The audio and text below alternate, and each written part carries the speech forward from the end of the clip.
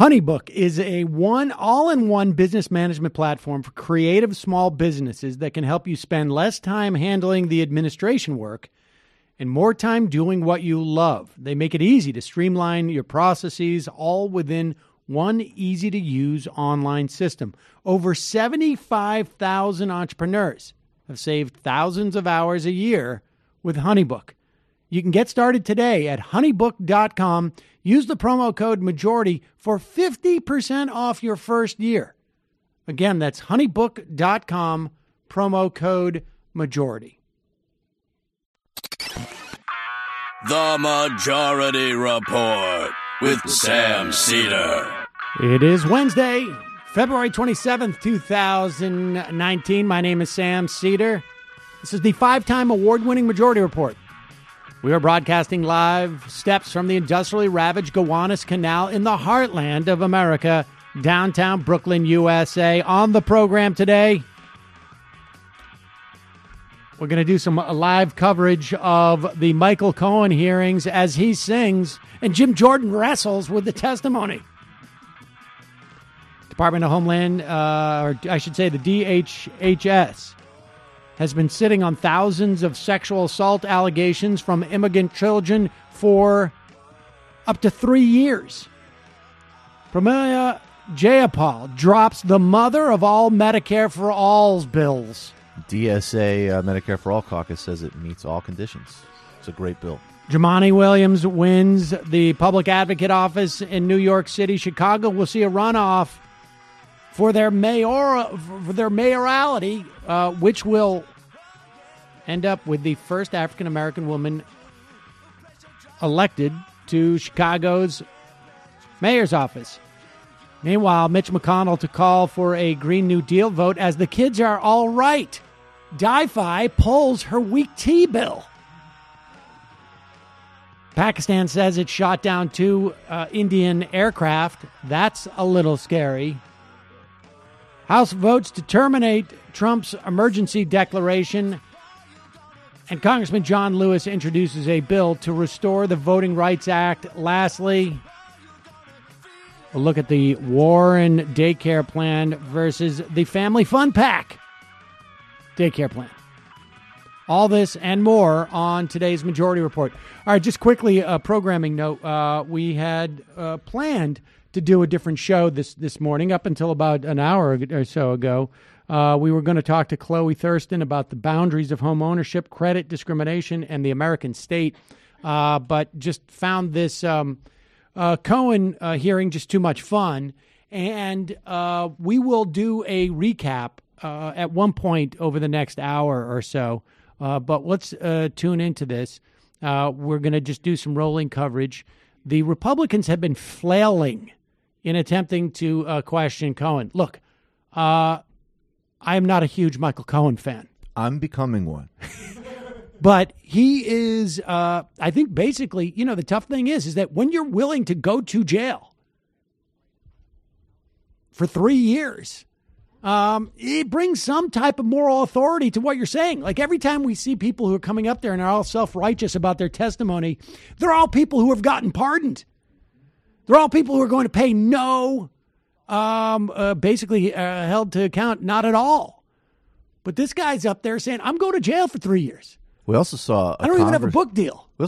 Not yet, but I'm very much looking forward to the movie. Forget the book. I want Michael Clayton meets Burn After Reading, and I want to see how well George Clooney can do Jew. What just happened? We lost the signal. It'll come right back. Yeah, it was dark, so I had to reset it. All right, so we ready to go here? Yeah. Okay. Look at the old adage that our moms taught us. Liar, liar, pants on fire. There you go. See, the Republicans aren't doing so well at this. It's sad. Hey, fascists are dumb, dangerous. In fact, I want just a reminder, and this we got off of Twitter. Michael Cohen is not the first admitted liar to Congress to testify in front of Congress this month. Sad state. Not ever. This month. Elliot Abrams famously lied to Congress, was actually convicted of perjury. And I'm going to say Iran-Contra more relevant than building contracts. Yes. For Mr. Trump. And at some point, you apparently changed your course of action. It was Jim There's Cooper a recurring from refrain Tennessee. in your testimony that says, and yet I continued to work for him. Electrifying public presence. But at some point you changed. What was the breaking point at which you decided to start telling the truth? There are several factors. Helsinki, Charlottesville, watching the daily destruction of our civility to one another, putting up silly things like this. Oh, that's silly. Really unbecoming of Congress. It's that sort of behavior that I'm responsible for. I'm responsible for your silliness because I did the same thing that you're doing now for 10 years. I protected Mr. Trump for 10 years. And the fact that you pull up a news article that has no value to it, and you want to use that as the premise for discrediting me, that I'm not the person that people called at 3 o'clock in the morning, would make you inaccurate. In actuality, it would make you a liar, which puts you into the same position that I am in. And I can only warn people, the more people that follow Mr. Trump, as I did blindly, are going to suffer the same consequences that I'm suffering. This is so smart how he keeps flipping it back. Like, you're doing what I warning did. would you give young people who are tempted, as you were, would you encourage them not to wait 10 years to see the light? What advice would you give young people, in particular young lawyers, so they do not abuse their bar license as you did? Look at what's happened to me.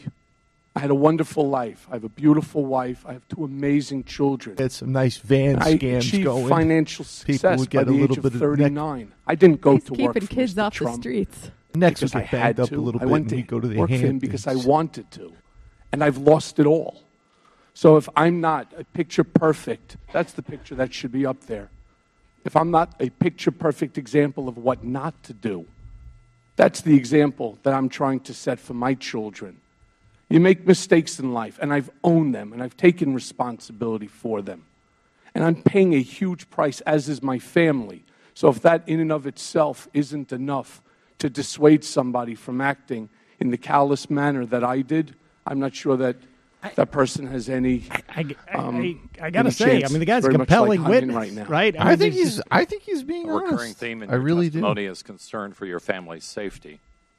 What specifically are you most concerned about? Well, the president, unlike my Cohen for Trump that has 1,000 followers, he's got over 60 million people. And when Mr. Trump turned around early in the campaign and said, I can shoot somebody on Fifth Avenue and get away with it, I want to be very clear. He's not joking. He's telling you the truth. He said, you don't know him. I do. I sat next to this man for 10 years, and I watched his back. I'm the one who started the campaign, and I'm the one who continued in 2015 to promote him. And so many things I thought that he can do that are just great. And he can, and he is doing things that are great. But this destruction of our civility to one another is just, it's out of control. And when he goes on Twitter and he starts bringing in my in-laws, my parents, my wife, what does he think is going to happen? He's sending out the same message that he can do whatever he wants. This is his country. He's becoming an autocrat. And hopefully something bad will happen to me or my children or my wife so that I will not be here and testify. That's what his hope was. It was to intimidate me. And again, I thanked everybody who joined and said that this is just not right. Have you ever seen Mr. Trump personally threaten people with physical harm? No. He would use others. He would hire other people to do that? I'm not so sure that he had to hire them. They were already working there. Everybody's job at the Trump organization is to protect Mr. Trump. Every day, most of us knew we were coming in and we were going to lie for him on something. And that became the norm. And that's exactly what's happening right now in this country. And it's exactly what's happening here in government, sir. Thank you, Mr. Chairman. He's also way more ethical than Steve Looking Mnuchin. at the Republicans since he says that. Thank you. Mr. Chairman, can we take a break? Oh, I would have appreciated that, All right. actually, because I wanted to do a recap here. Guys, the Majority Report just started streaming. I did, sir. Is there a Can chance, we take a break? Is there a chance that Sam Sita could do just a one live read for Liquid IV? That's okay. Thank you, sir. Hoping that Please, he could do that, sir. and maybe Michael Brooks could do a right-wing Mandela. Thank you. All right. Thank you. Liquid IV. I want to thank Mr. Cohen. Folks, with 110% daily value of vitamin C, B12, Liquid IV is a great way to stay healthy and hydrated during these cold winter months. We lean on this heavily here. Do we even have any left? Yes. All right, just a couple. Liquid IV is not your average electrolyte drink mix. It uses cellular transport technology and a specific ratio of glucose, sodium, and potassium, which when mixed with 16 ounces of water helps your body absorb more water and nutrients directly into your bloodstream. In fact, it can provide the same hydration as drinking 2 to 3 bottles of water. It's the fastest growing hydration brand you can find, and you can find them everywhere now, even at Costco. Liquid IV is, it's the official hydration system of the Majority Report. I travel with these guys when I take long plane trips, when I drink too much alcohol. Occasionally, some mornings I come in here, I'm feeling a little bit dry mouth. Guys, Boom. I'm a little woozy. I had a lot of drinking, and I smelled lavender effective. on the way to the studio. Is there any more Liquid IV left so I can power up to talk about Social Security? Somebody hits those things hard in this office. I love Liquid I IV. hit them very hard. And I know you will too. Right now, my listeners get 20% off at liquidiv.com when you use my code majority at checkout.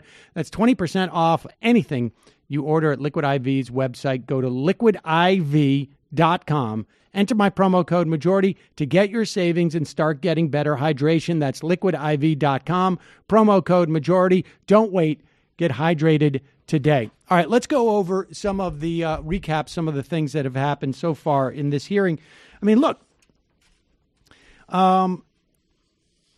this is primarily this hearing.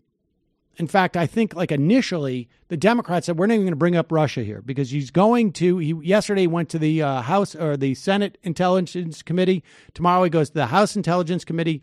These are closed door sessions. They weren't going to bring up any Russia stuff, but the Republicans wanted to, ostensibly to exonerate the president.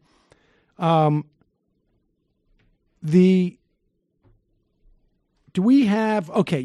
is the most interesting part. We're going to start, and not quite at the beginning, because to me, in terms of the concept of collusion and whatnot, it has always been my assessment that to the extent that any collusion happened, that they weren't aware of it or this and that. I think that, over time, I've become a little bit more convinced of that they maybe had a little bit more of a sense of what was going on, of who they were dealing with. But, and one of the things that I had said over and over again during the campaign was my genuine belief that Donald Trump did not want to win, was not running to win, didn't think he was going to win. And Michael Cohen basically confirmed that with his testimony. But what also becomes interesting here is that in some ways it makes the idea of collusion, whatever that means, but the idea that Trump was aware of what the Russians were doing and was encouraging it, and there was a quid pro quo involved here. In some ways, it makes it, in my mind, a little bit more likely, because in some ways it reduces the stakes. Instead of it being like, you're going to help me become president and I'm going to be a nefarious agent for you, it's going to be, I'm going to carry your water with some things, and I'm not going to be president. I'm just going to own a building for several $100 million. That, to me, is a much more likely scenario than someone being a Manchurian candidate. It's just him doing another corrupt business deal, which, in fact, is something that he basically had done in New York real estate for decades. Here is Michael Cohen saying, this is clip number 3, that, Trump just ran as a marketing exercise. Donald Trump is a man who ran for office to make his brand great, not to make our country great. He had no desire or intention to lead this nation, only to market himself and to build his wealth and power. Mr. Trump would often say this campaign was going to be the greatest infomercial in political history. He never expected to win the primary. He never expected to win the general election. The campaign, for him, was always a marketing opportunity. And so the campaign's a marketing opportunity, and this is from his prepared opening statement. The campaign's a marketing opportunity, and later in the hearing, he talks about he would do anything to win. And it was a little bit unclear in the way that he phrased it, but I think what he was saying was that winning was not winning the election. Winning was getting this multi-$100 million deal for this building in Moscow. And so that's, I think, what they were talking about when they were saying winning. And when you think about it in those terms, like, yeah, of course, Trump. I mean, remember, Flynn lied because about his dealings with, I think it was Turkey, because they didn't think they were going to win. And so that this just becomes like, completely transactional. It's overperform so you don't lose in an embarrassing way and then cash in. Exactly. Across the board. I mean, we're not even talking about the Emirati and Saudi stuff. Right. And the Israeli stuff. I mean, it's open shop for everyone. And this is also just a way more outsized and stupid and overt and less legalized form of, basically what happens across the board anyways. Right. And he didn't need to do any of this stuff to be rich, right? Like Trump was a rich kid. But he wasn't a billionaire. He's never been a real billionaire. And I do think that there's a psychology this is the opportunity of maybe actually getting, like, he knows he's lying about his earnings. So I think there's some psychological need to actually get there. Yeah, but it's not driven by any rational material need, right? It's like once you get, I'm always driven by.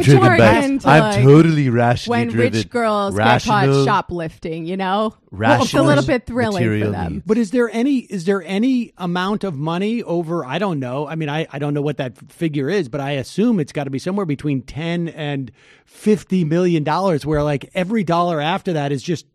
I'm never going to see it. Well, there's actually studies from Sweden on your mental well-being, and you really only need about $100K to feel good with your life. That's 70, I think. But no, fake news. All right, well, it's actually $55 million a quarter. Here's how you're just not materially satisfied.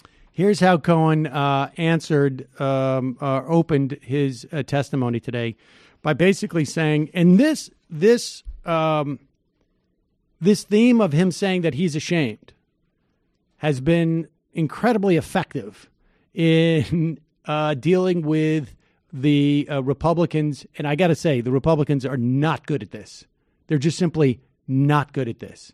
Or this crew of them. One person pointed out actually on Twitter, which might be true. I mean, in addition to them also just being unlikable and ridiculous and stupid and bringing up, we'll get into it. But I think the other problem they're having is that they have to be so careful about how they implicate him in lying and crimes without bringing Trump into it, because it's always on behalf of Trump. That's another needle they have to thread. Right. They have to thread a needle. But the hardest thing they have is that he is seemingly holding back nothing, and he is assuming all responsibility. And that gives you very little oxygen to sort of start this. And so this is indicative of where he went with this.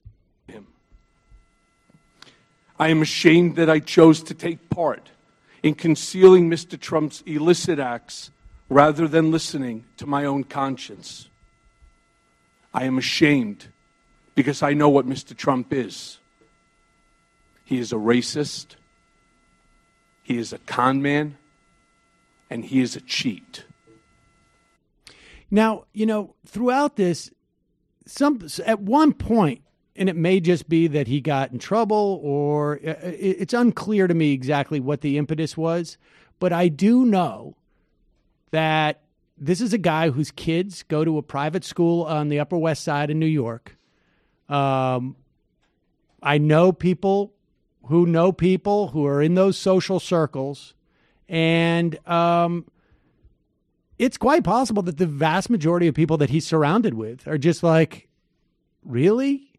And at one point, he just found it easier. He just like looked at his kids and said, like, they're going to have an easier time of this. I think that's if true. I go out and change this way because I'm already screwed. And so this is the best I can do. I mean, I also think that people, and maybe this is kind of a New York thing, but like, I'm not saying it's right, but I think that people sometimes underestimate the difference, and it's showing up in the hearing because Republicans are like, oh, well, if he was so sleazy and it was just about money and, you know, why did you work for him in his real estate empire? And it's like, well, there's a pretty big difference in some people's minds. Like the difference between a Michael Cohen and a complete sociopath like Donald Trump is maybe it's like fun and games when we're doing real estate hustles. But maybe I actually do have a certain conscience about occupying the Oval Office. And, you know, he keeps mentioning Charlottesville, which is interesting. No one follows up on. Well, his parents, I think that parents apparently were Holocaust survivors. I think that too, actually affect. I mean, well, contrast that with Mnuchin and Cohen. I yeah. mean, they did a little back channel pontificating.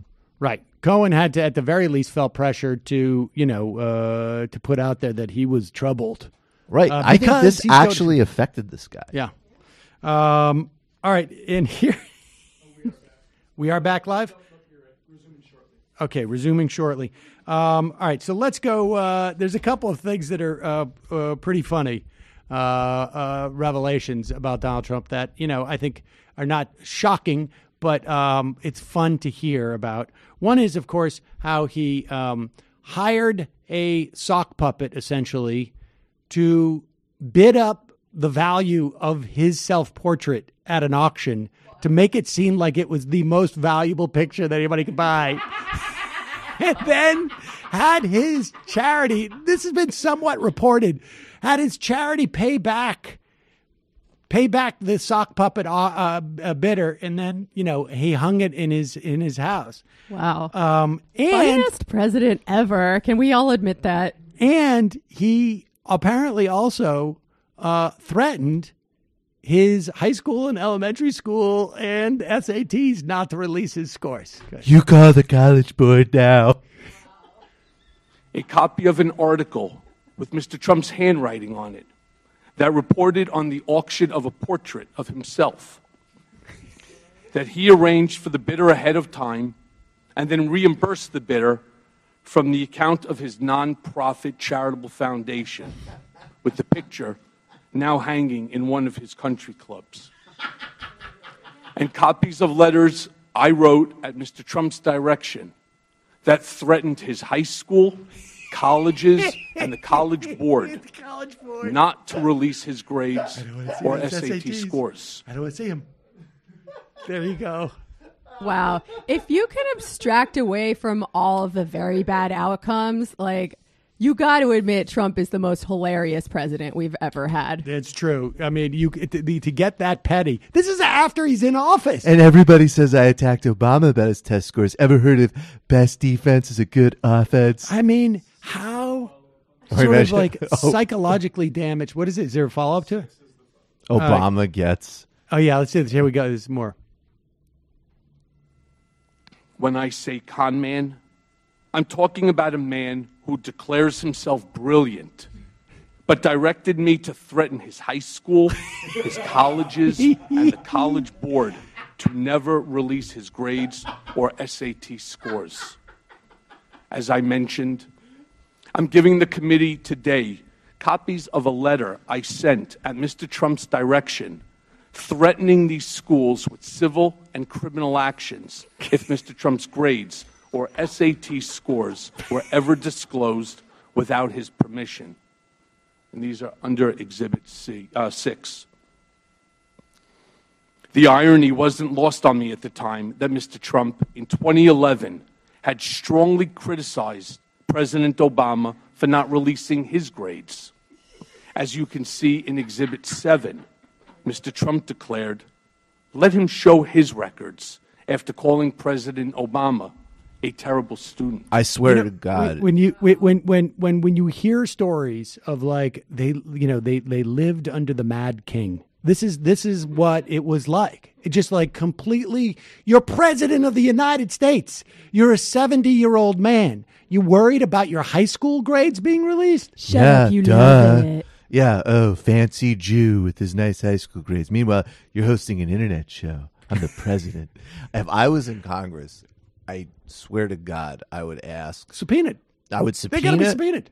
100%. Number one, they got to be subpoenaed. And I asked Michael Cohen, did he ask you to initially approach these universities or high schools to falsify transcripts? And then after being rebuffed, is that when the threats began? I would want to, if I sat on a committee, I would want to see those grades just to establish whether or not they're low enough for him to be embarrassed about. All right, here is one thing people like about Trump, though. Like, he pisses off all of those grade-grubbing nerds who work their whole lives to have a fancy job, and then he waltzes in like, hey, I'm a total dumbass, and gets elected. No, but he doesn't. He won't cop to being a dumbass. That's the problem. The smart. If he came out and he was just like, I'm a C student and I'm smarter than you, right, that would be great. Right. But that's he why doesn't I call do it that. Scrool. Fair enough. Yeah. I call it scrool. Just like a limbaugh, because you got to be screwy. Well, right, doesn't Limbaugh does? Isn't Limbaugh the guy okay. who's like, I didn't do well in school and I crushed whether it? or not I had Representative Virginia Fox from regarding North Carolina. a possible book deal, and I have. And I've spoken to people who have sought me out regarding a movie deal. No, I didn't ask you if you'd That was spoken the first to part of your anybody. question. I said, can you commit under oath that you will not, that you have not and will not pursue a book deal? And I would not do that, no. Okay. Can you commit under oath that you will not pursue opportunities to provide commentary for a major news network based on your experiences working for the president? No. Can you commit under oath that you will not pursue political office in the state of New York? No. So you I'd go for don't him. commit to changing your ways, basically, because you want to continue to use your background as a liar, a cheater, a convicted liar to make money. That's what you want to do. And that's going to get me a book deal and a movie deal and television and a spot on television? I don't think so. Well, it appears that it will. I yield my time, remainder of my time, Mr. Chairman, to Mr. Jordan. I thank the gentlelady for yielding. Mr. Cohen, in your sentencing statement to the court in December of last year, you said, I want to apologize to the people of the United States. You deserve to know the truth. Approximately a month later, BuzzFeed News ran a story that was the story in the country for a couple days. BuzzFeed's story ran January 17th, 2019. On January 18th, your counsel went on TV and wouldn't confirm or deny the story. The next day, the special counsel's office did something that's never happened. Never happened. They said the description of specific statements to the special counsel's office and the characterization of documents and testimony obtained by this office regarding Michael Cohen's congressional testimony are not accurate. Why didn't your lawyer, the day that he's on TV, when this story is the biggest thing in the news in the country, why didn't he deny the BuzzFeed story?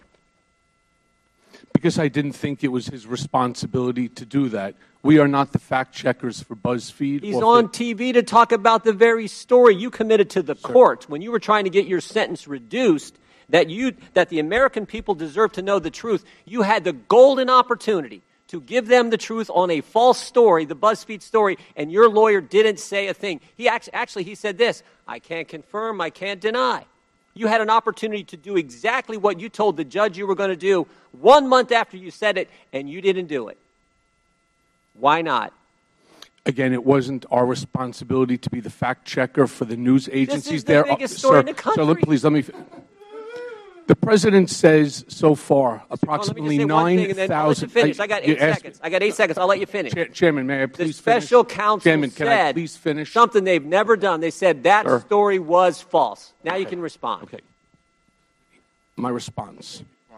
The president has told something over 9,000 lies to date. Do I ask Mr. Davis or Mr. Monaco, or do I go on television in order to correct his mistakes? When Mr. Davis goes on to talk about that no. specific subject, the answer should. is no. And I would like to gentleman's time has listen up. The gentleman's time has expired. You may finish answering the question, and then we're going to go to Mr. Connolly. All I wanted to say is I just find it interesting, sir, that between yourself and your colleagues, that not one question so far since I'm here has been asked about President Trump. That's actually why I thought I was coming today. Not to confess the mistakes that I've made. I've already done that. And I'll do it again every time you ask me about taxes or mistakes. Yes, I made my mistakes. I'll say it now again. And I'm going to pay the ultimate price. But I'm not here today, and the American people don't care about my taxes. They want to know what it is that I know about Mr. Trump, and not one question so far has been asked about Mr. Trump. Mr. Connolly. When you get scolded by Michael Cohen, to quote myself, you're a bunch of Cohen, disingenuous bastards. Based on your testimony and your 10-year experience, I think you can recognize the behavior you're being subjected to on the other side of the aisle. Discredit, slander. That's a good opening. Use any trick in the book to prevent your testimony from sticking. The idea that a witness would come to us who's flawed, and you certainly are flawed, means they can never tell the truth, and there is no validity whatsoever to a single word they say, would discredit every single criminal trial of organized crime in the history of the United States, because all of them depend on someone who's turned. That's right. It would make RICO null and void. We couldn't use it anymore. Exactly. RICO's unfair. This Congress historically has relied Roll back on all RICO. kinds of shady figures RICO. who turned. One of the most famous who led to the decapitation of the organized crime families in America, Joe Valachi. Congressional hearing. He was a witness, and he committed a lot worse crimes than you're convicted of, Mr. Cohen. So don't be fooled by what my friends on the other side of the aisle are trying to do today. It is do everything but focus on the principle, known as individual number one in the Southern District of New York, as I recall. Is that correct, Mr. Cohen? That is correct. Now, Mr. Cohen, I want to ask you about something that's not in your testimony and that so far has not been made public. In our committee staff search of documents provided by the White House that were otherwise redacted or already in the public, I guess the White House thought that was funny. You just lie for me. They made one mistake, the White House. There was an email from a special assistant to the president to a deputy White House counsel, and the email is dated May 16th, 2017, and it says, and I quote, POTUS, meaning the president, requested a meeting on Thursday with Michael Cohen and Jay Sekulow. Any idea what this might be about? End quote. Do you recall being asked to come to the White House on or around that time with Mr. Sekulow? May of 2017. Off the top of my head, sir, I don't. I recall being in the White House with Jay Sekulow, and it was in regard to the documents, the document production, as well as my appearance before the House Select Intel. But I'm not sure if that's specifically what you're referring. But what I will do is I will check all my records, and I'm more than happy to provide you with any documentation or a response to this question. Well, that's you sort of touch on presumably the purpose of the discussion, at least among others. This meeting occurred just before your testimony before the Select Committee on Intelligence here in the House. Is that correct? I believe so, yes. Was that a topic of conversation with the President himself? If this is the specific instance that I was there with Mr. Sekulow, yes. So you had a conversation with the President of the United States about your impending testimony before the House Intelligence Committee. Is that correct? That's correct. What was the nature of that conversation? He wanted me to cooperate. He also wanted just to ensure, by making the statement, and I said it in my testimony, there is no Russia, there is no collusion, there is no deal. He goes, it's all a witch hunt, and he goes, this stuff has to end.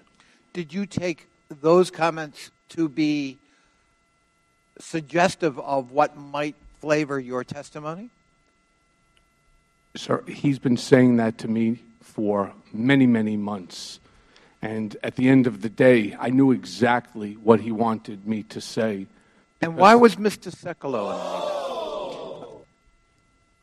Because he was going to be representing Mr. Trump going forward as one of his personal attorneys in this matter. So it was sort of a handoff meeting.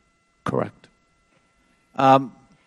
In any way, final question, did the President in any way, from your point of view, coach you in terms of how to respond to questions or the content of your testimony before a House committee? Again, it's a difficult answer because he doesn't tell you what he wants. What he does is, again, Michael, there's no Russia, there's no collusion, there's no involvement, there's no interference.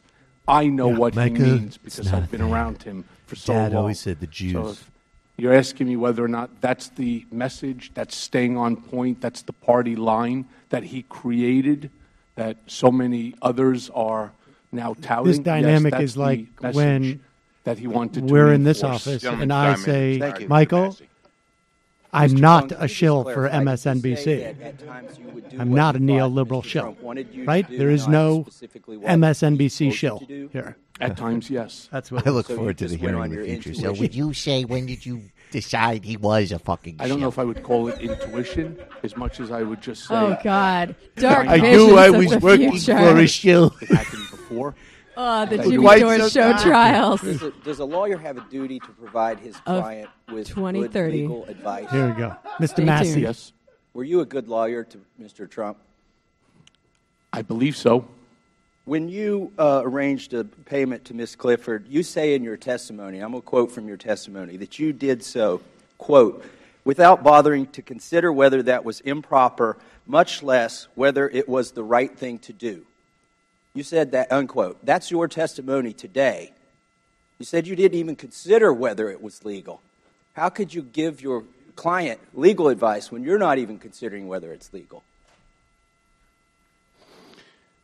I did what I knew Mr. Trump wanted. This conversation with Mr. Trump started. I didn't ask whether you're a good fixer. I asked whether you were a good lawyer.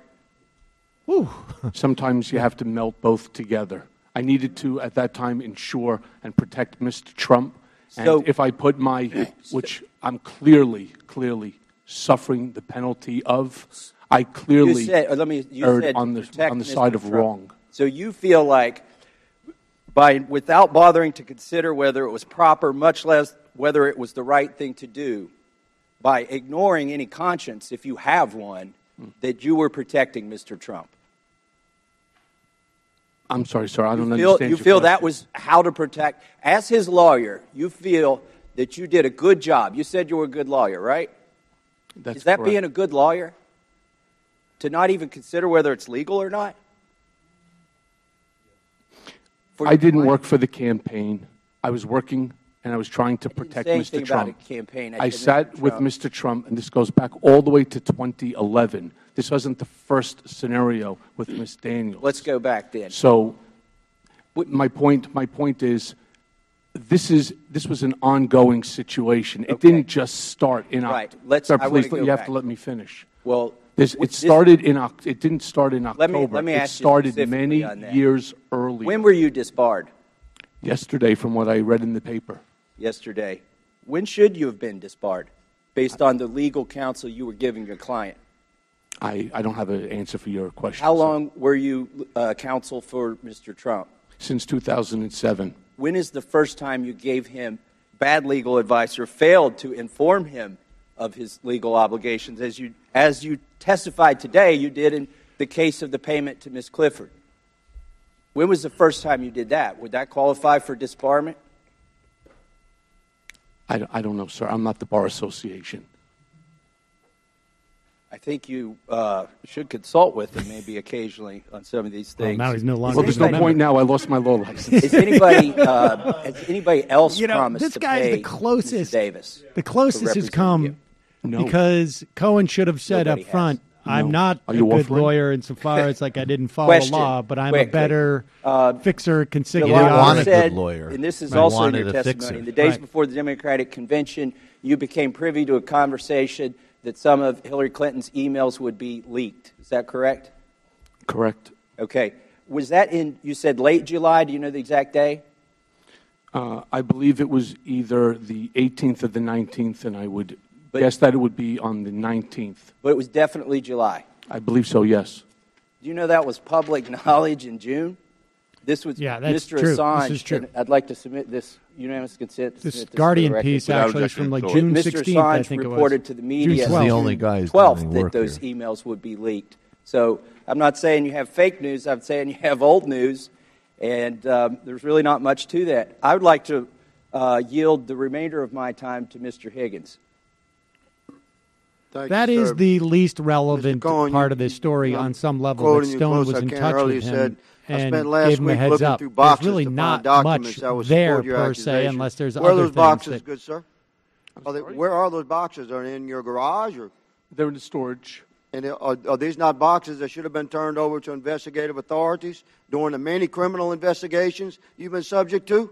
Sir, these are the boxes that were returned to me If post the raid. they include data pertinent to crimes that you've committed, should they not have been turned over and remanded to investigative authority? Did Mr. Lanny Davis know of these boxes? Did you, the Jew lawyer, You know? may answer the question. I don't understand his question, sir. Very well. Christian Morsi. Mr. Cohen. That was bizarre. Morning. Thank you, Chairman Cummings, for convening this hearing, and thank you, Mr. Cohen, for voluntarily testifying this morning. Mr. Cohen, you were the Executive Vice President and Special Counsel for the Trump Organization, correct? I was the Executive Vice President, Special Counsel to Donald J. Trump. And Special Counsel means you were the attorney for him, is that right? Just means I was there in order to handle matters that he felt were significant and important to him individually. And those included legal matters? Yes, sir. Sir, as a former attorney, you're familiar with legal documents known as non-disclosure agreements, or NDAs, is that right? Yes. Exactly. Sir, I'm sure you know that NDAs, properly written in scope, can be reasonable in certain business contexts. But they can also be abused You're about to break create your a chilling NDA. effect to silence people, as we've seen in the Me Too movement and other places. Isn't that right, Mr. Cohen? Yes. And Mr. Cohen, the Trump Organization used NDAs extensively. Isn't that right? That's correct. Business. Mr. Cohen, I'm reading from a recent Washington Post article regarding the language in one of these types of NDAs where the terms were described as very broad. For instance, the terms Particularly for the confidential broads. information was defined to be anything that, quote, Mr. Trump insists remain private or confidential, including but not limited to any information with respect to the personal life, political affairs, and or business affairs of Mr. Trump I don't want or people to any know how helpful family I am. member, close quote. No Do brag those about your good terms deeds in sound public. familiar to you? I've seen that document.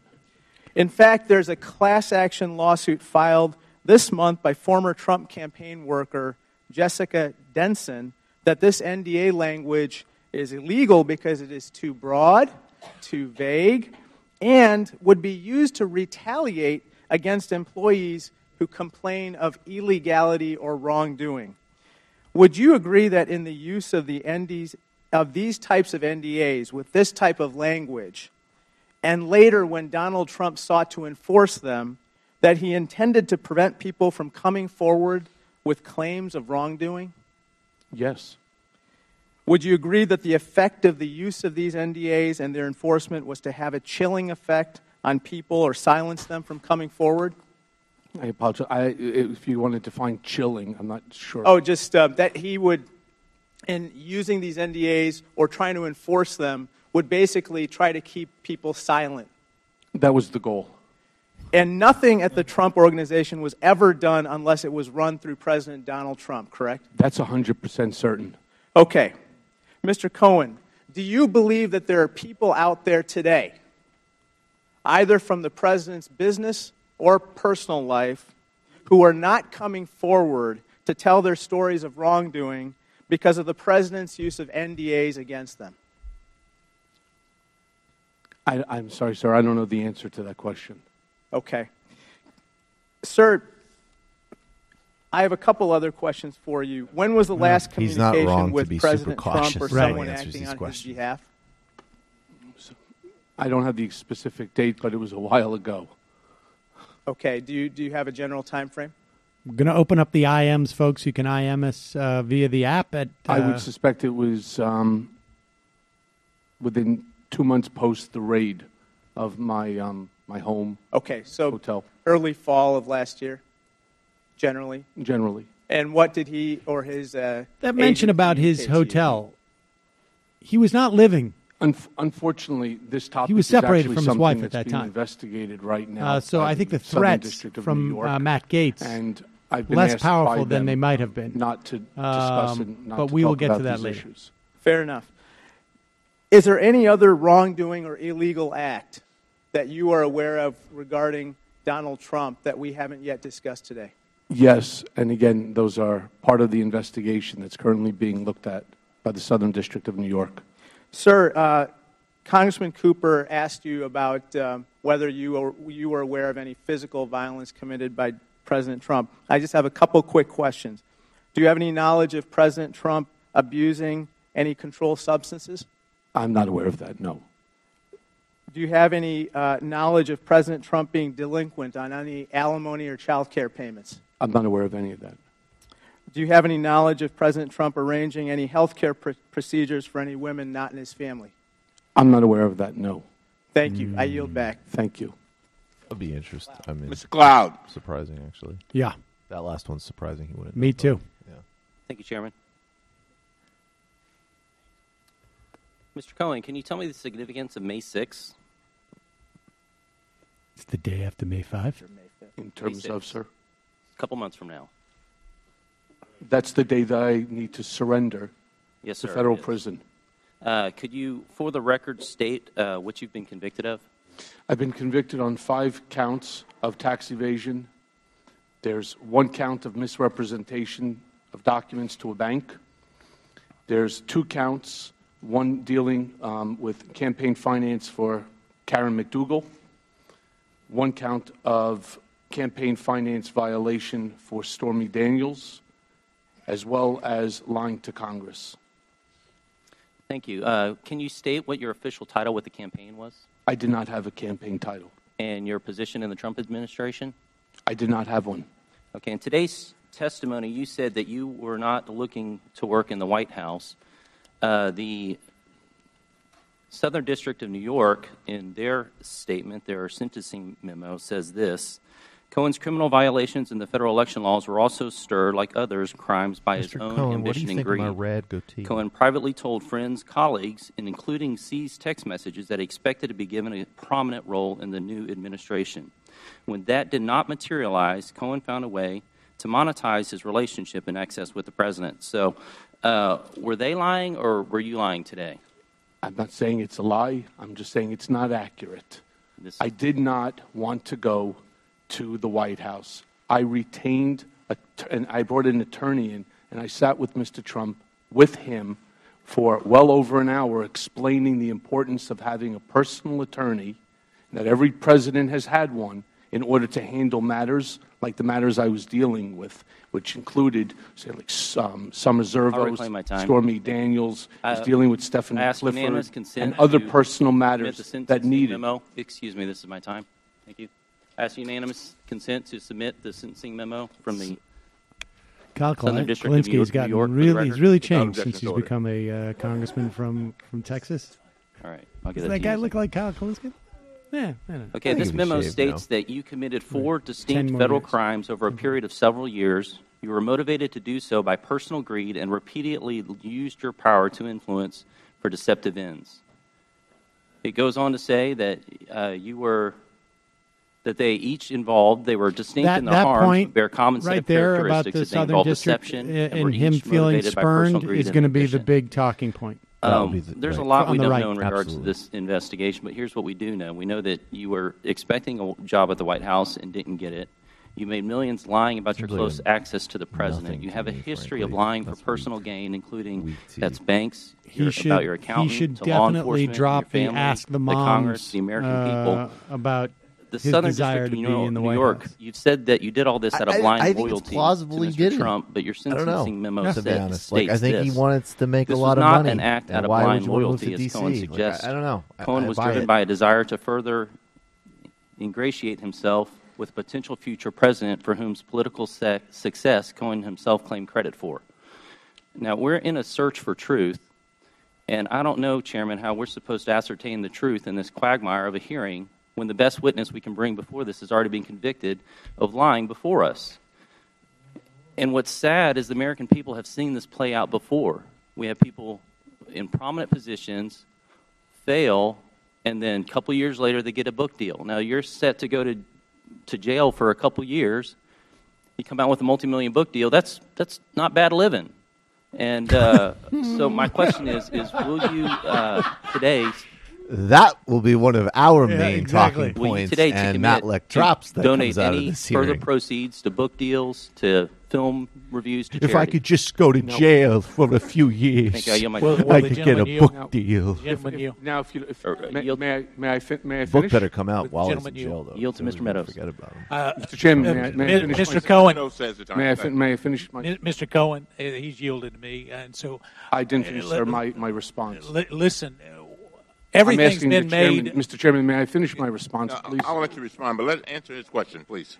Mr. Cohen, everything's been made of your lies in the past. I'm concerned about your lies today. Under your testimony just a few minutes ago, to me, you indicated that you had contracts with foreign entities, and yet we have a truth and testimony disclosure form which requires you to list those foreign contracts for the last 2 years, and you put NA on there. And it's a criminal offense to not have that accurately. So when were you lying? Either in the testimony to me earlier today or when you filled out the form?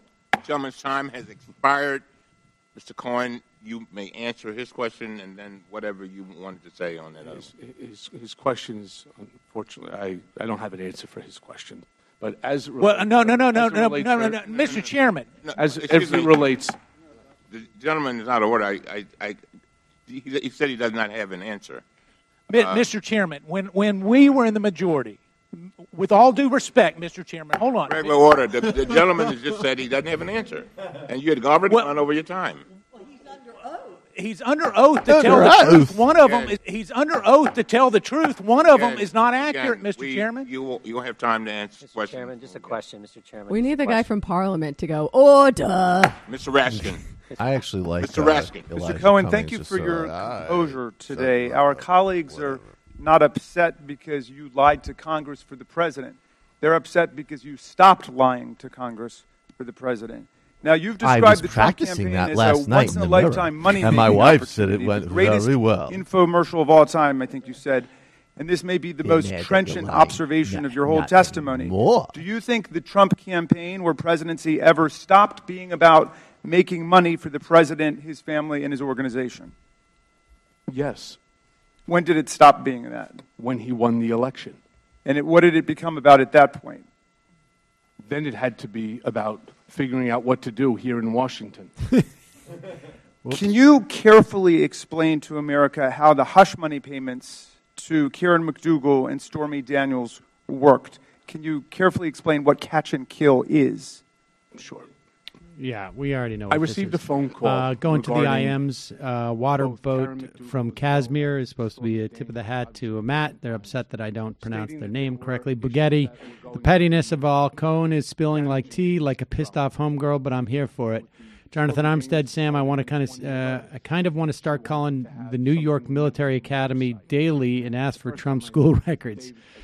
Ideally, I'd love for the school to hire a full-time person to handle these requests. Much like the hospital in Hawaii did after Trump claimed Obama wasn't born in America. Word. Donald, hello. Thanks for all you guys do. Political jargon. I don't like Cohen, but it's hard not to be on his, quote, side during this.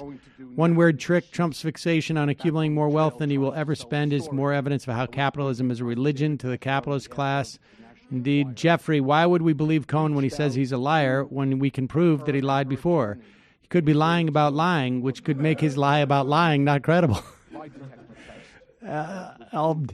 Sam knows people who knows people in Cohen's circles. He trying to say he's in the Jewish mafia? Look, I know a guy. Winnipeg Craig, forget Cohen. Let's talk about Sam cruising Twitter to pick up chicks. Haven't seen my man this thirsty since before MR started stocking Liquid IV. Wow. Nice. Dragon Slayer. Important to note that in addition to there being a Chicago mayoral runoff, there are 3 DSA-endorsed candidates that will also be in runoffs for alderman, as well as 1 DSA-endorsed alderman at 1 re-election. I'm not aware of any other case that Mr. Trump paid. So which brings us to the Karen McDougal. He was supposed to pay. He was supposed to pay $125,000 for the life story of Karen McDougal. For whatever the reason may be, he elected not to pay it. David Pecker was very angry because there was also other monies that David had expended on his behalf. Unfortunately, David never got paid back for that either. So David Pecker had done this in other cases of other mistresses or women? Other circumstances, yes. Okay. Not all of them had to do with women. Are you aware of anything that the President has done at home or abroad that may have subjected him to or may subject him to extortion or blackmail? I am not, no. Okay. Are you aware of any videotapes that may be the subject of extortion or blackmail? I've heard about these tapes for a long time. I've had many people contact me over the years. I have no reason to believe that that tape exists. Oh, darn it. In December 2015, Donald Trump was asked about his Over the relationship with years? Felix Sater, a convicted felon and real estate developer, and he replied, "Felix Sater, boy, have to even think about it. I'm not that familiar with him." Why did Trump endeavor to hide his relationship with Felix Sater, and what was his relationship? Well, he certainly had a relationship. Felix was a partner in a company called Bayrock that was involved in the deal of the Trump Soho Hotel, as well as, I believe, the Trump Fort Lauderdale project. Why did he want to distance himself? That's what Mr. Trump does. He distances himself when things go bad for someone. And at that point in time, it was going bad for Mr. Sater. Exactly. You said you lied to Congress about Trump's negotiations to build his Moscow tower because he'd made it clear to you that he wanted you to lie. One of the reasons you knew this is because, quote, Mr. Trump's personal lawyers reviewed and edited my statement to Congress about the timing of the Moscow tower negotiations before I gave it. So this is a pretty breathtaking claim, and I just want to get to the facts here. Which specific lawyers reviewed and edited your statement to Congress on the Moscow tower negotiations, and did they make any changes to your statement? There were changes made, additions. Jay Sekulow, for one. Were there changes about the timing? The question of... Gentleman's time has expired. You may answer that question. There were several changes that were made, including how we were going to handle that message, Mr. which Gross, was... were you finished? Yes, the message, of course, being the length of time that the Trump Tower Moscow project stayed and remained alive. That was one of the changes. Yes. Mr. Grothman. Yeah, first of all, I'd like to clear up something, just a little something that bothers me. You started off your testimony, and you said, I think in response to some question, that President Trump never expected to win. I just want to clarify that I dealt with President Trump several times as he was trying to get Wisconsin.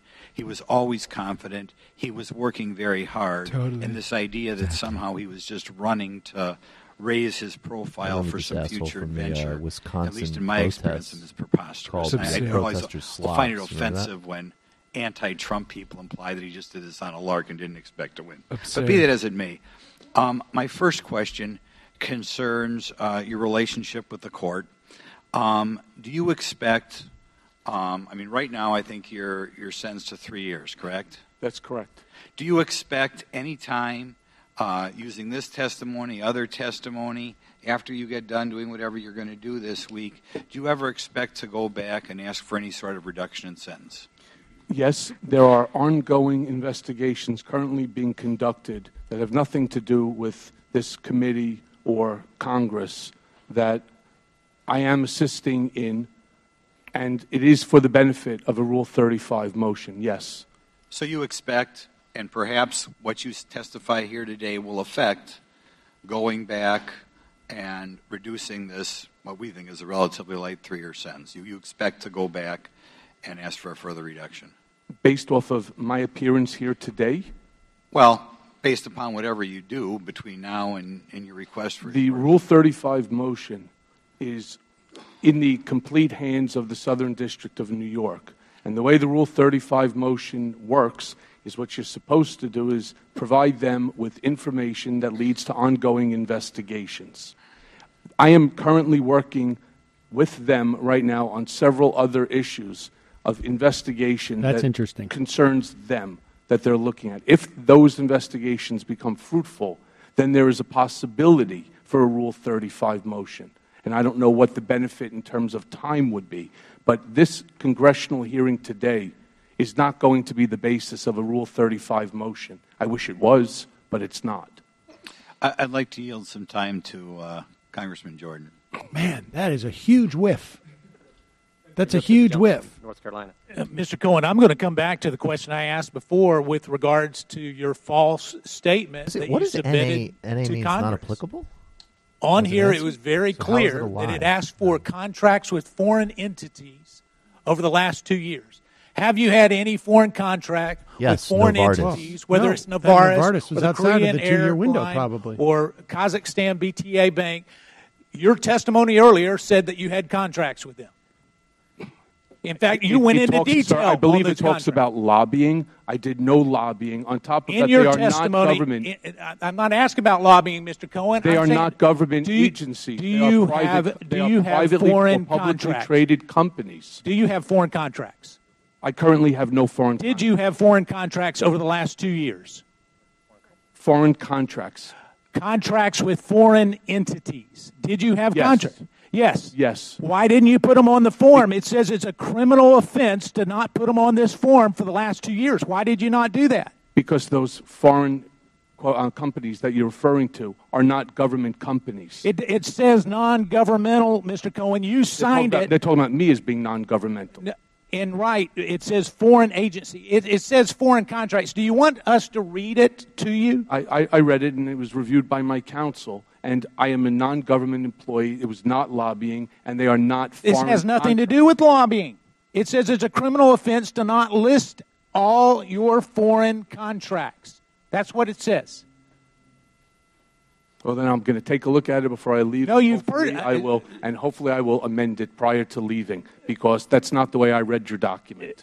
You know, it's just one more example, Mr. Cohen, of you skirting the truth. Okay, I want to ask one Really, other they're question. not. One other Obviously question, some Mr. type Cohen. of It's my error. time, not This is yours. pathetic. They got nothing. Were you advised, or That'll was be a your talking counsel point, too. advised to withhold your written testimony to the latest possible date, as John Dean said last night on CNN?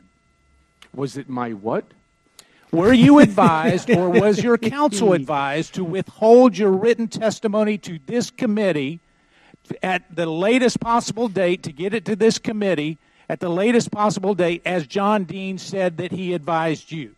Yes or no? No. We will. He never advised you. John Dean? I've never spoken with John Dean. Has he spoken to your attorney?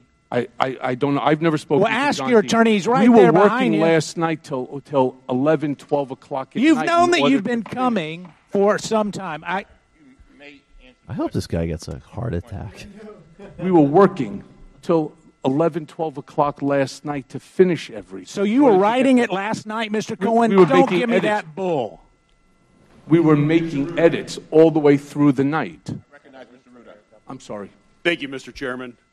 Mr. Cohen, What an in asshole, this November guy. 2013, What a fucking prick. President I'm a Donald little Trump bit of a- testified under oath in a lawsuit related to the failed real estate project, I wait till the last Trump minute, I love International things. Hotel and Tower in Fort Lauderdale. During the deposition, Daily President Beast Trump Crow was was so asked bad. about his knowledge of Let's do a feelings couple too more last minute. earlier, Russian-born just a real little estate recap from developer earlier. and convicted We're going to need member to. of the Russian mafia, who, according to press All right. What's it? All right, let's hear it one more time. manipulation scheme. Felix Sater. And it's worth noting, as well publicized, the direct relationship between the Russian mafia and the Kremlin. Over the years, President Trump was asked how many times he interacted with convicted Russian mobster Felix Sater. In 2013, President Trump testified that, quote, "Not many. If he were sitting in the room right now, I really wouldn't know what he looked like," unquote. This is the guy that Mr. beat Cohen, Dana as you Rohrabacher. previously testified, isn't it true that President Trump knew convicted Russian mobster Felix Sater in 2013 when he made that statement? Yes. Isn't it true that because of Mr. Sater's relationship to the Trump organization, that he had an office in the Trump Tower? And on the 26th floor, Mr. Trump. And the 26th floor is important. Why? Because it's Mr. Trump's floor. So he had an office on the same floor as President Trump.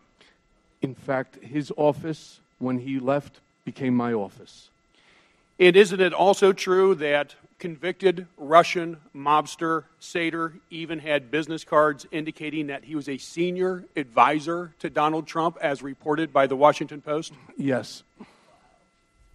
Did convicted Russian mobster Sater pay rent for his office? No, he did not. So, based on those facts, isn't it true that President Trump misled at best, or worse, lied under oath? Yes. In December 2015, President Trump was asked again about his relationship to convicted Russian mobster Mr. Sater by a reporter for the Associated Press. He stated, quote, "Felix Sater, boy, I have to even think about it," unquote. He added, quote, "I'm not that familiar with him," unquote. Mr. Cohen, where would we find business records that explain every the time I president's hear it talk like this, I relationship just to think convicted Wayne Barrett Russian were around mobster and things would be Felix going Sater? very, Would those very be differently. in the Trump organization's files? They'd be in the Trump organization's files. There would be CCs to Bayrock, which was the name of Mr. Sater's company. I suspect on Mr. Sater's email address, possibly hard files in possession of Mr. Sater. And when you say in possession of the Trump organization, where?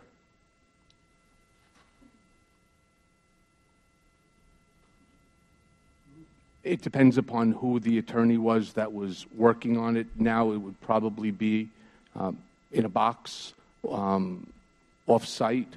They have storage facility that they put old files. In addition to convicted Russian mobster Sater, do you know of any other ties to convicted or alleged mobsters President Trump may have? I am not aware.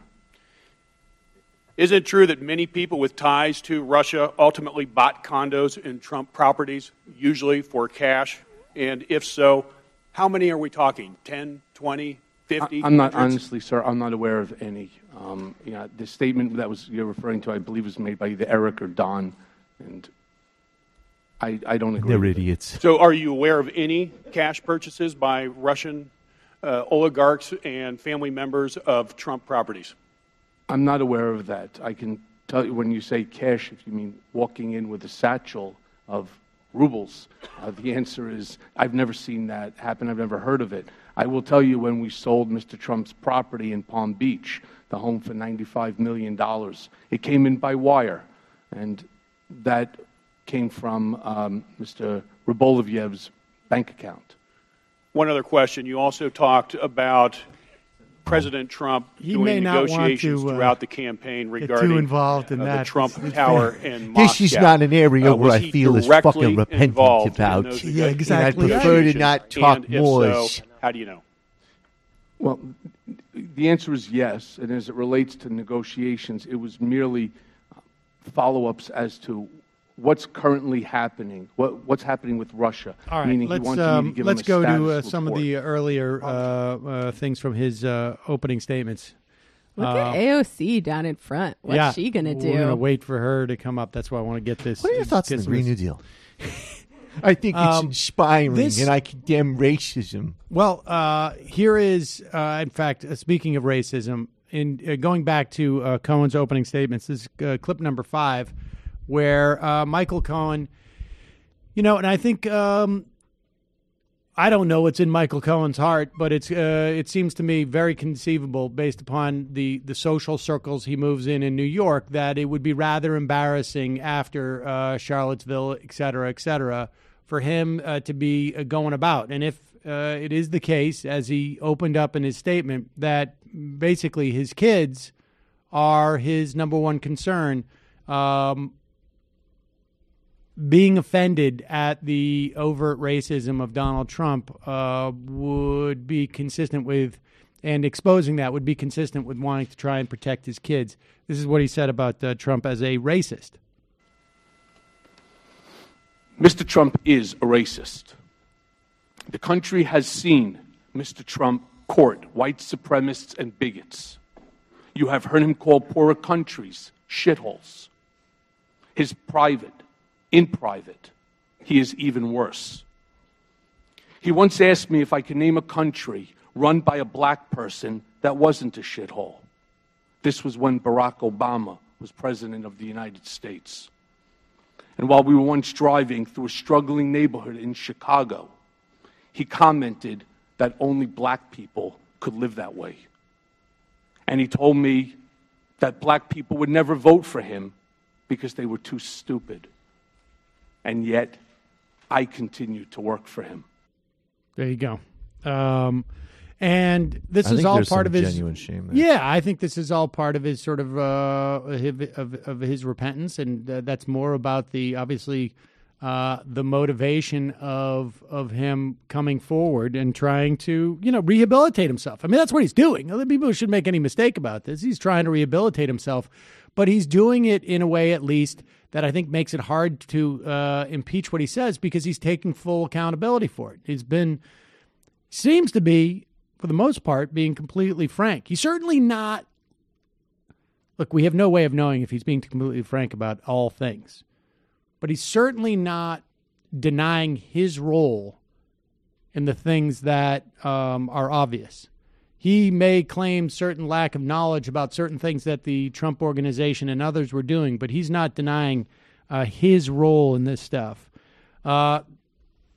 This was also fun, and I think on some level, this could be, if used properly, certain areas of the country.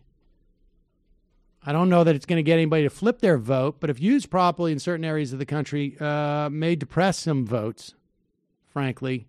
When you got Michael Cohen talking about Donald Trump's bone spurs. Mr. Trump claimed it was because of a bone spur, but when I asked for medical records, he gave me none and said that there was no surgery. He told me not to answer the specific questions by reporters, but rather offer simply... Pause it. I should say this is in regards to why he didn't go to Vietnam. The specific questions by reporters, but rather offer simply the fact that he received a medical deferment. He finished the conversation with the following comment: "You think I'm stupid? I'm not going to Vietnam." Fair enough on that one. Right. See, I think that does have something to it, because I think that he revealed, like, nobody cares about, like, the sanctimony about John McCain, but that one is against his audience. Right. It's not. If you like, went to hey, Vietnam, yeah, you're a sucker. And that is different than I'm sick of hearing about John McCain and he's a soft, like John McCain was part of the establishment. Yes. John McCain held him up as himself as some type of saint. He was a tall poppy that Donald Trump was cutting down and was going man to man with. Exactly. Getting out there and saying, if you went to Vietnam, you're a sucker. And I'm no sucker. You are, is a different thing. I could hear Vietnam vets who were sympathetic to Trump haha, yeah, he did. Right. He failed. He crashed planes. He Right. sucked. Right. But if it just goes to like, oh, you weren't rich. What, do you think I have bone spurs in my brain? Right, exactly. Yeah. And, I mean, in some respects, the reason why Trump got away with criticizing McCain and not paying a price with his own people with that was because they perceived McCain as looking down on them and Trump not. Right. This is a case of Trump looking down on those people who did go. That's basically what it comes to. All right, and this one is also a fan favorite around here when Michael Cohen confirms that even Donald Trump Sr. thinks that Donald Trump Jr. is an idiot. I remember being in a room with Mr. Trump, probably in early June of 2016, when something peculiar happened. Don Trump Jr. came into the room and walked behind his father's desk, which in and of itself was unusual. People didn't just walk behind Mr. Trump's desk to talk to him. And I recall Don Jr. leaning over to his father and speaking in a low voice, which I could clearly hear, and saying, "The meeting is all set." And I remember Mr. Trump saying, "Okay, good, let me know." What struck me as I looked back and thought about the exchange between Don Jr. and his father was, first, that Mr. Trump had frequently told me and others that his son Don Jr. had the worst judgment of anyone in the world, and also that Don Jr. would never set up any meeting of significance alone, and certainly not without checking with his father. There you go. I'll tell you what, if you ever, because we all know Don Jr. is this just, disgusting moron on Fox and Twitter. But if you ever, I forget who wrote it. I couldn't even get through all of it, but it was a GQ piece. And just the first couple of graphs about how Don Jr. was treated by his dad, it's like, you will feel for Don Jr. Shortly, who has the worst judgment on planet Earth, by the way. I agree with Trump Sr. Shortly after he said that, Cohen, in the hearing, Donald Trump Jr. retweeted somebody who was writing about Cohen, saying that this is clearly a guy who's broken, who's humiliated, and has no reason to lie. That is, there it is. There it is. Donald Trump Jr. retweeted Garrett Graff saying, "Incredible to see the hubris drained from Cohen. I've been personally screamed at by Cohen on the phone before and know how much bravado he once had. This is a man with nothing left, with no reason to lie or obfuscate at all. Humbling in its way." That's devastating. Think about it. He's a fucking what? Wait a second. This is a guy who's got no reason to lie. Oh. He's got no reason to lie. Someone hacked my account. Someone hacked my retweet. Someone hacked my retweet. I mean, that's like reading a book. That's a long tweet for Don Jr. to read. He only got through like the first line, like, "Oh, he got all the hubris drained. Great. Hubris drained. He's like a fucking pussy." Retweet. All right, let's go back to the judgment, the Mr. hearing. Cohen. But Dad didn't say that. He said it about Eric. In or around February 2018. Yes. What did the president ask or suggest that you say about the payments or reimbursements? He was not knowledgeable of these reimbursements, and he wasn't knowledgeable of my actions. He asked you to say that. Yes, ma'am. Great. In addition to the personal check for $35,000 in July 2017, is there additional corroborating evidence that Mr. Trump, while a sitting president of the United States, directly reimbursed you hush money as part of a criminal scheme to violate campaign finance laws? There are 11 checks that I received for the year. The reason why 11, because, as I stated before, one had 2 checks. And you have copies of all of those? I can get copies. I'd have to go to the bank. So we will be able to get copies of all 11 checks that Mr. Trump provided to you as part of this criminal scheme? It's either from his personal account, as what was demonstrated in the exhibit, or it would come from the Donald J. Trump account, the trust account. Thank you, Mr. Cohen. I yield back the remainder of my time. Mr. Gibbs. Thank you, Mr. Chairman. I've just been sitting here. I'm new to the committee. I'm not an attorney. Sometimes your answers, you're either competent or are a liar. I think maybe I could be a better attorney. I don't know. I'm looking through this. Yeah, if you're gonna you pop come in one here off, you should and speak you clearly. rail on the Mumbles. President of the United States, Commander-in-Chief. Muscle, not a comedian. Across the Pacific Ocean, trying to negotiate a deal to make this world safer. Pretty bad snaps, too. Just having this committee at this time. But maybe if you're a comedian, I'd write better a lot of the country is just I think, is a new president. Yep. But you could call him a racist, a cheat, and you're attacking his character. And I've been with the president a little bit, and I didn't see that in the president. The president said if blacks couldn't swim, he was trying to make this just country making better an for every observation American. about You were bone a president. structure. You were the president for 10 years. That's science. You were the president 10 years. I was with 10 minutes. I didn't see what you saw. You spent 10 years. I spent 10 hours. So let's go up head to head. Don't come back here and make allegations towards a man you can't substantiate. Now, looking here from the remarks from the prosecutor of the Southern District of New York. I'm sorry. I'm going to really roll you here. False statements to Bank 3, which next Cohen pleaded guilty, was far from an isolated event. It was one of a long series of self-serving lies. I hope Cohen just at the end of this goes, excuse me, what? I think I heard you say only there's a home equity loan, but apparently the prosecutors in New York think that there's other financial things that you did. You also, they said, managed to commit a series of crimes, all withholding himself out as a licensed attorney and upstanding member of the bar. Also, the Southern District prosecutor said that wrote that your consciousness of wrongdoing is fleeting, that your remorse is minimal, and that your instinct is to blame others is strong. So I'm kind of left here.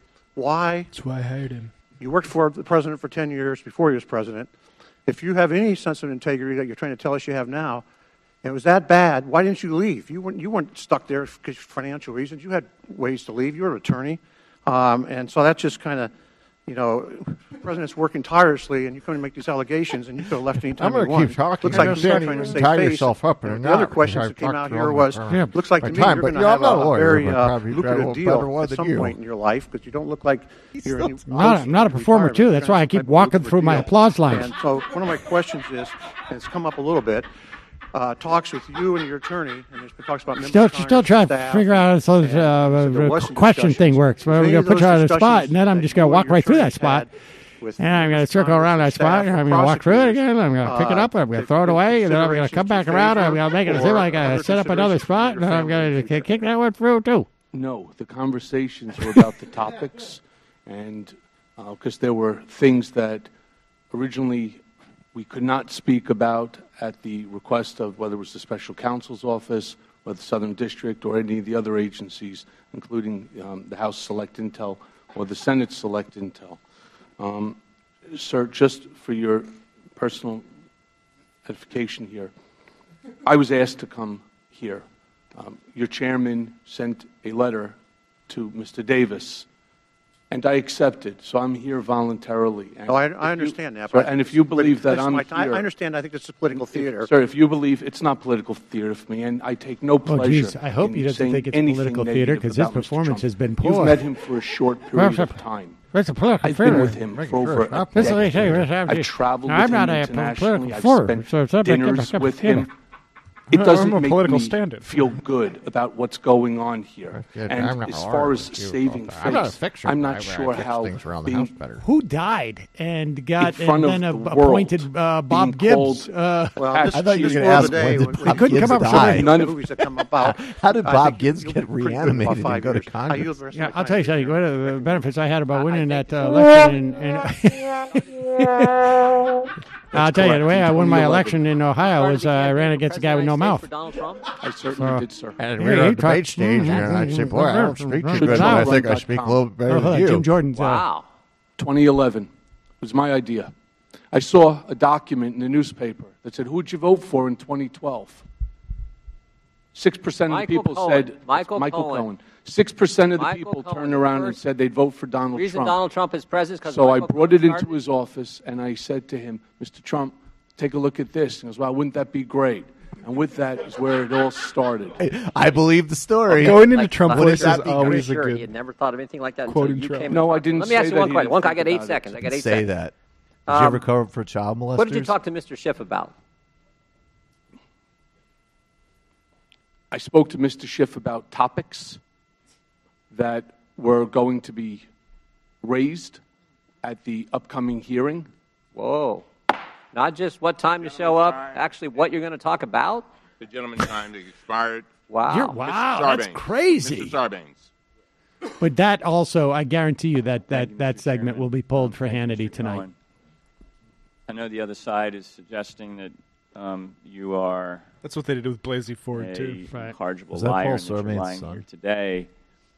I can't think of anything you have to gain at this point from lying. I mean, they talk about book deals and other things that you want to do, but I see a lot more that you could lose by telling the truth today, given the threats and other things that have been made against you and your family. So that's how I'm interpreting it. And, of course, you brought documents with you as well to bolster the credibility of your testimony. I did want to go back to an earlier line of questioning regarding the preparation of your testimony before you came before the Intelligence Committee. You've talked about a meeting at the White House where the testimony was being reviewed. I think you said that there was at least one White House attorney, Jay Sekulow, who was there, and you acknowledged that there were some edits that were made to your testimony. So on that topic, who at the White House reviewed your testimony? I don't know the answer to that. The document was originally created by myself, along with my attorney at the time, from McDermott, Will and Emery, and there was a joint defense agreement, so the document circulated around. I believe it was also reviewed by Abby Lowell, who represents Ivanka and Jared Kushner. Why did you Jared's provide gonna be a tough couple of days because I'm mad at the Jews. It was pursuant to the joint defense agreement that we were all operating under. Can't trust them. Boy, is that What true. were the edits that came totally back unfair. substantively? The Jews are the RICO of people. I'm sorry, I don't know, sir. I'd have to take a look at the document. Did you have a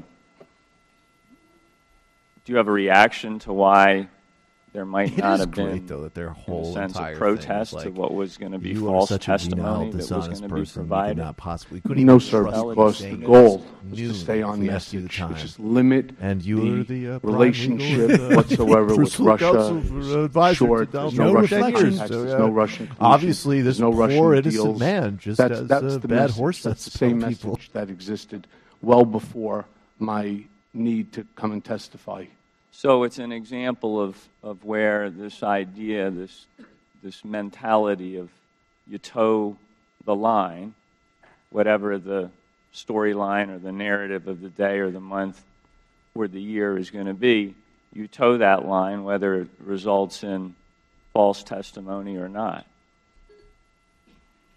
I towed the party line, and I'm now suffering, and I'm going to continue to suffer for a while along with my family as a result of it, so yes. Let me switch gears from what quickly before my time expires. From one low gear to And another you may not very, have very direct low gear. knowledge of some of these things, but you're offering us some very helpful perspective on how the Trump world operates. And frankly, another Cohen's reason have to I take a find break the after this. testimony fairly compelling, incredible, is because a lot of the things you're describing, most boring Greek a lot I've of the ever behavior talked you're to. describing is very consistent with what we all see every single day. So it's not a leap for us to arrive in the same place of perspective that you presented. I'm interested in some of the activities around the inaugural committee, the inauguration of the president. There was an article that appeared in ProPublica, it's a watchdog group, about some negotiation on pricing of things at the Trump hotel, where it looks like the rental that was being quoted was substantially even double what you would expect to pay according to The what the staff market afterwards are going to just be like, should bear. Congressman, can we have a minute And just to... so in a You only sense, have the 5 Trump minutes. hotel was upcharging And to so- the inaugural Even I couldn't afford to stay there. committee. Yeah. And so I'm just curious, I do was you have a making a sense lot of of whether that fucking money kind of for a those practice is something Sacha that, Baron Cohen country is bank. consistent or inconsistent? Is it possible that that kind of upcharging could be done Just inside say, was a there Trump anything illegal that operation? happened during the... It did happen. And Gentleman's time is well, expired. what I can say to you is I wasn't part of the inaugural committee. I raised a lot of money for the inauguration, but I was not part of it, and there was a lot of things in that that issue is something that's also obviously we've read about in the paper being investigated really at the funny current to moment. torture. You got Trump before Congress, and you made him just listen to this guy Thank for you, 8 Mr. hours. Chairman. and he's Mr. so Cohen, fidgety and has no it's on attention my heart span. to tell you, I gotta sir, that go. and I can't keep I'm listening sorry to for what your Sarbanes. family's going through. I feel for your family. The word tells us clearly that a man's mouth is his destruction, and his lips are the snare of his soul. And I see you, a man trapped in that. However, I must tell you that I've arrested several John Benjamin thousand should play men, this guy. and you remind me of many of them. The ones that immediately become humble and remorseful at the time they're actually booked, and while they're incarcerated, they're quite penitent, and then return to their former selves. Is this guy like when playing they're back on the street? auditioning for a remake of Green So, Mile or something? Respectful to your family and what they're going through, I owe you the honesty to tell you that that's my sense of you, good sir. I'm going to give you another opportunity to respond. Fuck you, hillbilly What Jack. you brushed off earlier regarding your own statement during his testimony from C-SPAN notation at 2 hours and 50 seconds in. You stated regarding your credibility that you're being accused of having no credibility, that it is exactly for that reason I spent the last week searching boxes to find the information that I did so that you don't have to take my word for it. I want you to look at the documents and make your own decisions. Now, the documents you're referring to, Mr. Cohen, are the documents that you submitted with your testimony today. Is that correct? That is correct. Do you believe those documents to be worthy of evidence for this oversight hearing today? I leave that to you to decide. And I ask you again, sir, and please don't be incredulous. This is a serious question. Where are those boxes that contain documents worthy of evidence to be presented to Congress, and why have they not been turned over to investigating authorities looking into some of the many criminal activities that you're allegedly cooperating in? Where are these boxes? Who knows of these? Where is this treasure of evidence?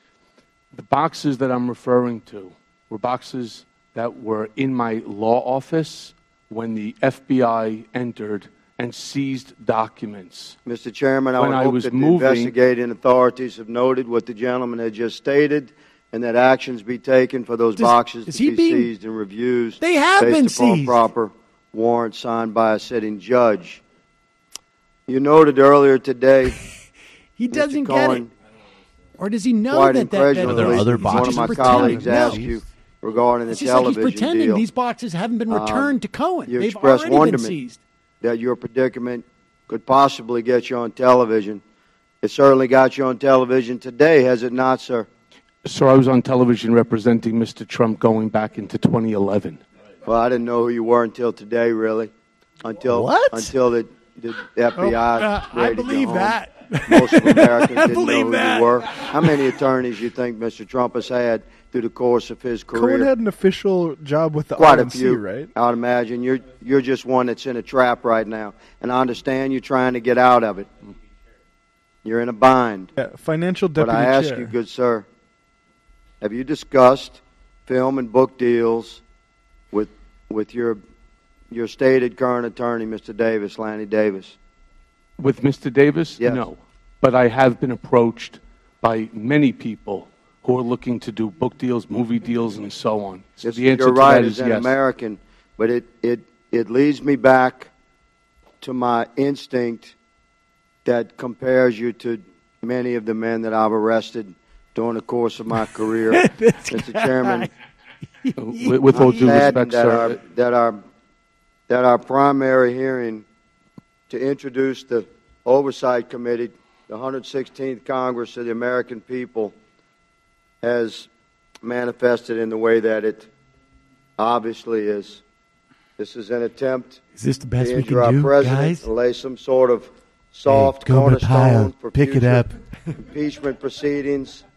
This This is is the the guy full who intent had to of the apologize for majority. live I streaming yield from my the remaining gas 30 chamber at seconds Auschwitz. to the ranking member. Are you serious? Yeah. You know what? Now I New think York is that not was innocent. accurate in that statement. Now I get it. All I'm right. sorry, say that again. Earlier Boy, you a lot said that happened the United here. States Southern District of We're New York live streaming. What's Attorney's up, Office, y'all? that statement is not accurate. Let's You get said it's not a those lie. You hearts said it's not going. accurate. You stand by that? Yes, I did not want a role in the new administration. So the court's wrong? Sir, can I finish, Sure. please? I got exactly the role that I wanted. There is no shame in being personal attorney to the president. I got exactly what I wanted. I asked Mr. Trump for that job, and he gave it to me. All I'm asking, if I could, and I appreciate it, Mr. Chairman, you're saying that statement from the Southern District of New York attorneys is wrong. I'm saying I didn't write it, and it's not accurate. All right. Thank you. Mr. Welch. Thank you. One of the most significant events in the last presidential campaign, of course, was the dump of emails stolen Peter from the Welch Democratic National Committee, endorsed dumped by Bernie Sanders, WikiLeaks. congressman from Mr. Cohen, during your Progressive opening Caucus. statement, Leahy did too. Which Leahy was sure at, did. at Right the out height the of the gate. election, you testified you were actually meeting with Donald Trump in July 2016 when Roger Stone happened to call.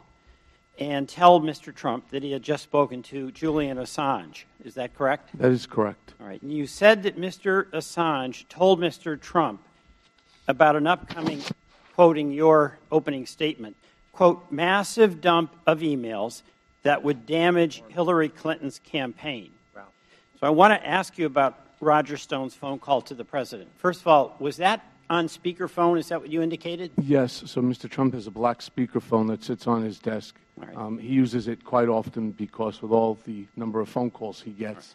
Now, in January of this year, 2019, the New York Times asked President Trump if he ever spoke to Roger Stone about these stolen emails, and President Trump answered, and I quote, "No, I didn't. I never did." Was that statement by President Trump true? No, it's not accurate. And can you please describe for us, to the best of your recollection, you were present, exactly what Mr. Stone said to Mr. Trump? It was a short conversation, and he said, Mr. Trump, I just want to let you know that I just got off the phone with Julian Assange, and in a couple of days, there's going to be a massive dump of emails that's going to severely hurt the Clinton campaign. And was Mr. Trump and Mr. Stone aware of where those emails came from? That I'm not aware of. Did Mr. Trump ever suggest then or later to call the FBI to report this breach? He never expressed that to me.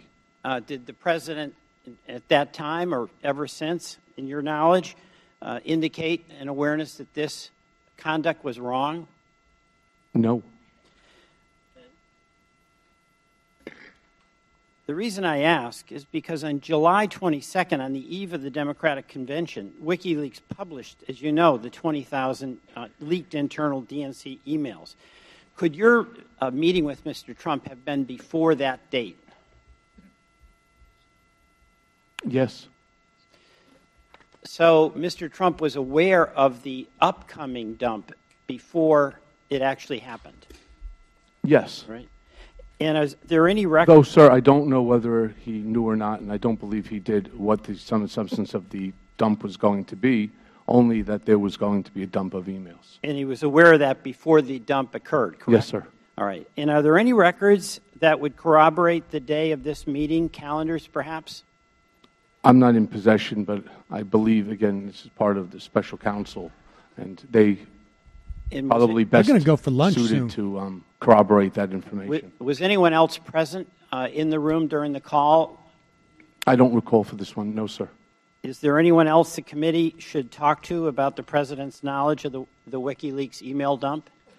Well, again, when he called, Rona Graff yelled out to Mr. Trump, Rogers on line 1, which was regular practice. And that's his assistant? That's his, yes. All right. And during a news conference on July 27th, 2016, then candidate Trump publicly appealed to Russia to hack Hillary Clinton's emails and make them public. He stated, and I quote, Russia, if you're listening, I hope you're able to find the 30,000 emails that are missing. Now, going back to Mr. Stone's phone call to the president, do you recall if Mr. Trump had knowledge of the WikiLeaks dump at the time of his direct appeal to Russia? I am not.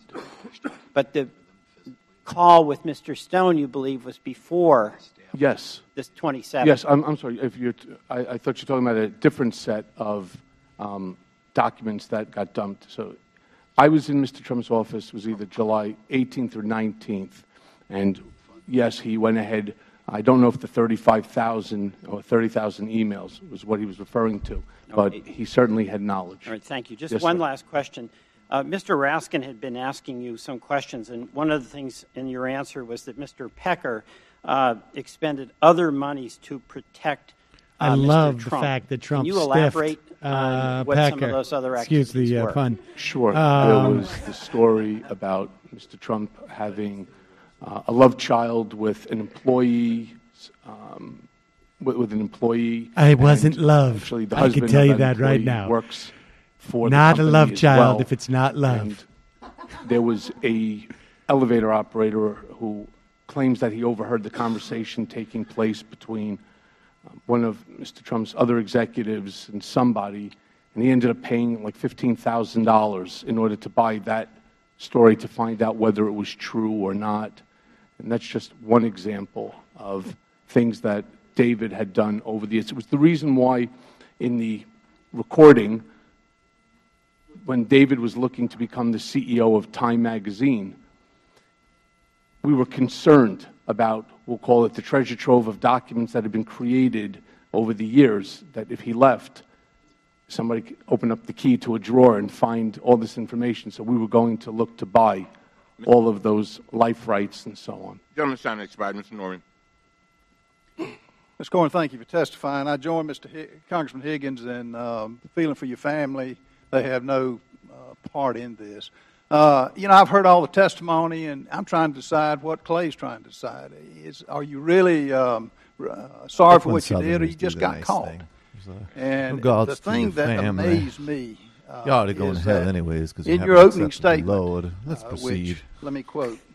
You're a Jew, is that right? Last fall, I pled guilty in federal court to felonies for the benefit of, at the direction of, and in coordination with individual one. Was that President? Yes, sir. Okay. Your crimes were of your own to benefit yourself. Some of them, yes. No, go through all the ones with the real estate, with the banks. On your HELOC loan, you failed to disclose more than $20 million in debt. You failed to disclose $70,000 in monthly payments. On your $14 million line of credit, you failed to disclose that you had drawn on that. So this was all for yourself. This wasn't for the benefit of President Trump. This was to benefit Michael Cohen. So that's my question. Did you just get caught? And you worked for this man for 10 years, Mr. Cohen. You came in here with these. He's a con man. He's a cheat. This is the very man that, didn't you wiretap him illegally? Did you not wiretap President Trump without his knowledge?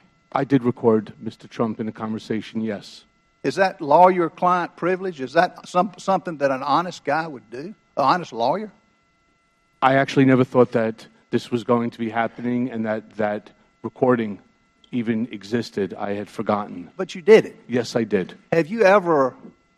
I had a reason for doing it. What was your reason? Because I knew he wasn't going to pay that money, and David Pecker had already chewed me out on multiple occasions regarding other monies that he expended. But this is a man that you trusted, you take a bullet for, you secretly recorded. Let me ask you this, Mr. Cohen. Have you legally or illegally recorded other clients? I have recordings of people, yes. Legally or illegally? I believe that they're legal. Did you tell them? There is third-party... In New York State, you don't have to do that. That's right, in New York State. No, I did not. Okay. Sometimes I also use the recordings for contemporaneous note-taking instead of writing it down. I find it easier. If the shoe were reversed, would you like your trusted lawyer recording you? I probably would not, no. No, sir. It's untrustworthy. I just get abused by people because I'm so Now, your bank loans that I just ran down, did you ever default on any of these loans? No, sir. So the bank didn't take any loss? No bank has. I am not in default. I've never filed a bankruptcy. The HELOC you're referring to, I replaced that from a different HELOC, paid it off. I owe no banks any money. How about your medallion taxi cab today? Did you have to sell that? Well, the ones in Chicago, yes, I do have to sell. However, New York, the answer is no, I don't. And the industry is going through a major correction because of ride sharing. It's changed a lot of things. The value of it. Find the name yes, of sir. this company Right. so I can so no bank, would the banks make you a loan again based on your record? Actually, they did. They did. The bank actually redid and they refinanced the entire package. Currently? Starting a ride share Okay, have they never had to do a loan loss reserve for the projected losses? I don't know what they did, but it's still the same amount. Well, I didn't get the benefit of it, no, sir. Most likely they did. I was on an audit committee. They may have done that, sir, but that's for their own banking, not for me. No, it's by law. They have to, if they suspect you of lying, which you admitted to, if they suspect you of maybe not being able to make a loan payment, they have to have a loan loss reserve that's 125% of what you. If it's $20 million, they have to post in their account $20 million plus. So they get no interest on it. And you know who pays for that? The American public who deals with that bank. Yes, but sir, I'm not in default. And I'm current on each and every one of those medallion loans. And I've never owed any money to First Republic Bank. In fact, at the time that I had the HELOC, I had more cash sitting in that same bank than the HELOC and my mortgage combined. Have you ever been to Prague? I've never been to Prague. Never have? I've never been to the Czech Republic. You'll balance my time. No P-tape. Democrats must have known the answer to that. Yeah, they haven't asked it. No thank you, Mr. Chairman, and thank you, Mr. Cohen. On page 5 of your statement, you say, and I quote, "You need to know that Mr. Trump's personal lawyers reviewed and edited my statement to Congress about the timing of the Moscow Tower negotiations." Who were those attorneys? Jay Sekulow from the White House? Yes. Jay Sekulow, I believe Abby Lowell as well.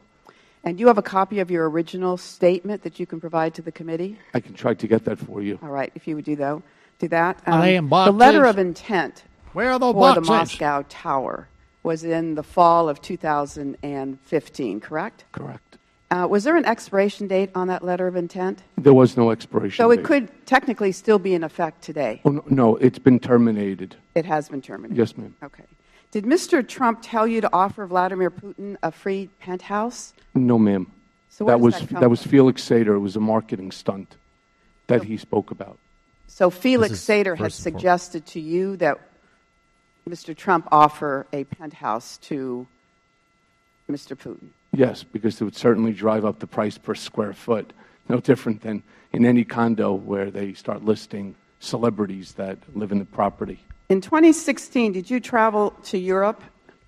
Yes. Did you meet with persons associated with the Moscow Tower project? No. It was for personal? Or? Personal. My daughter was studying at Queen Mary in London. So you did not meet with any Russians? No. There is an elevator tape that has been referenced as a catch-and-kill product. It was evidently of Mr. Trump and a woman, presumably Mrs. Trump. Is that correct? Are we talking about in Moscow or the Trump Tower elevator tape? There's an elevator tape that went up for auction, ostensibly in 2016. Is yes, that correct? I've heard about this. And who is on that tape? It's Mr. Trump with Melania. And what happened in that tape? Cool if he had the story goes that he struck Melania while in that elevator because there's a camera inside, which I'm not so sure. Actually, I'm certain it's not true. I've heard about that tape for years. I've known 4 or 5 different people, including folks from AMI, who have but there was some tape that went up for auction, correct? I don't believe that auction was real, and I don't believe Mr. Trump ever struck Mrs. Trump, ever. I don't believe it. And are you aware of anyone purchasing that tape then? I don't believe it was ever So you never saw this tape? No, ma'am, and I know several people who went to go try to purchase it for catch-and-kill purpose. It doesn't exist. Right. Mr. Trump would never, in my opinion, that's not something that he Good to know. Is there a love child? There is not, to the best of my knowledge. So you would pay off someone not love. To not love. Not it wasn't me, ma'am. It was AMI. It was David Pecker. So he paid off someone about a love child that doesn't exist. Correct. It was about $15,000. Okay. How many times did Mr. Trump ask you to threaten an individual or entity on his behalf? Quite a few times. 50 times? More. 100 times? More. 200 times? More. 500 times? Probably. Over the 10 years? Over the 10 years, he asked you... That's and only when you about, say threaten, I'm talking with litigation. It's only about... you average it out. You average it out, which I won't. 50 Don't look at my SAT scores. A nasty 2 a month. It's like 1 a week. Well, 4 a month. Writing an article. 4 a month. It's once a week. Nothing. What do you know about, let's go to your tapes. You Every said there's Tuesday. probably 100 tapes? Just do it every recordings. Voice recordings.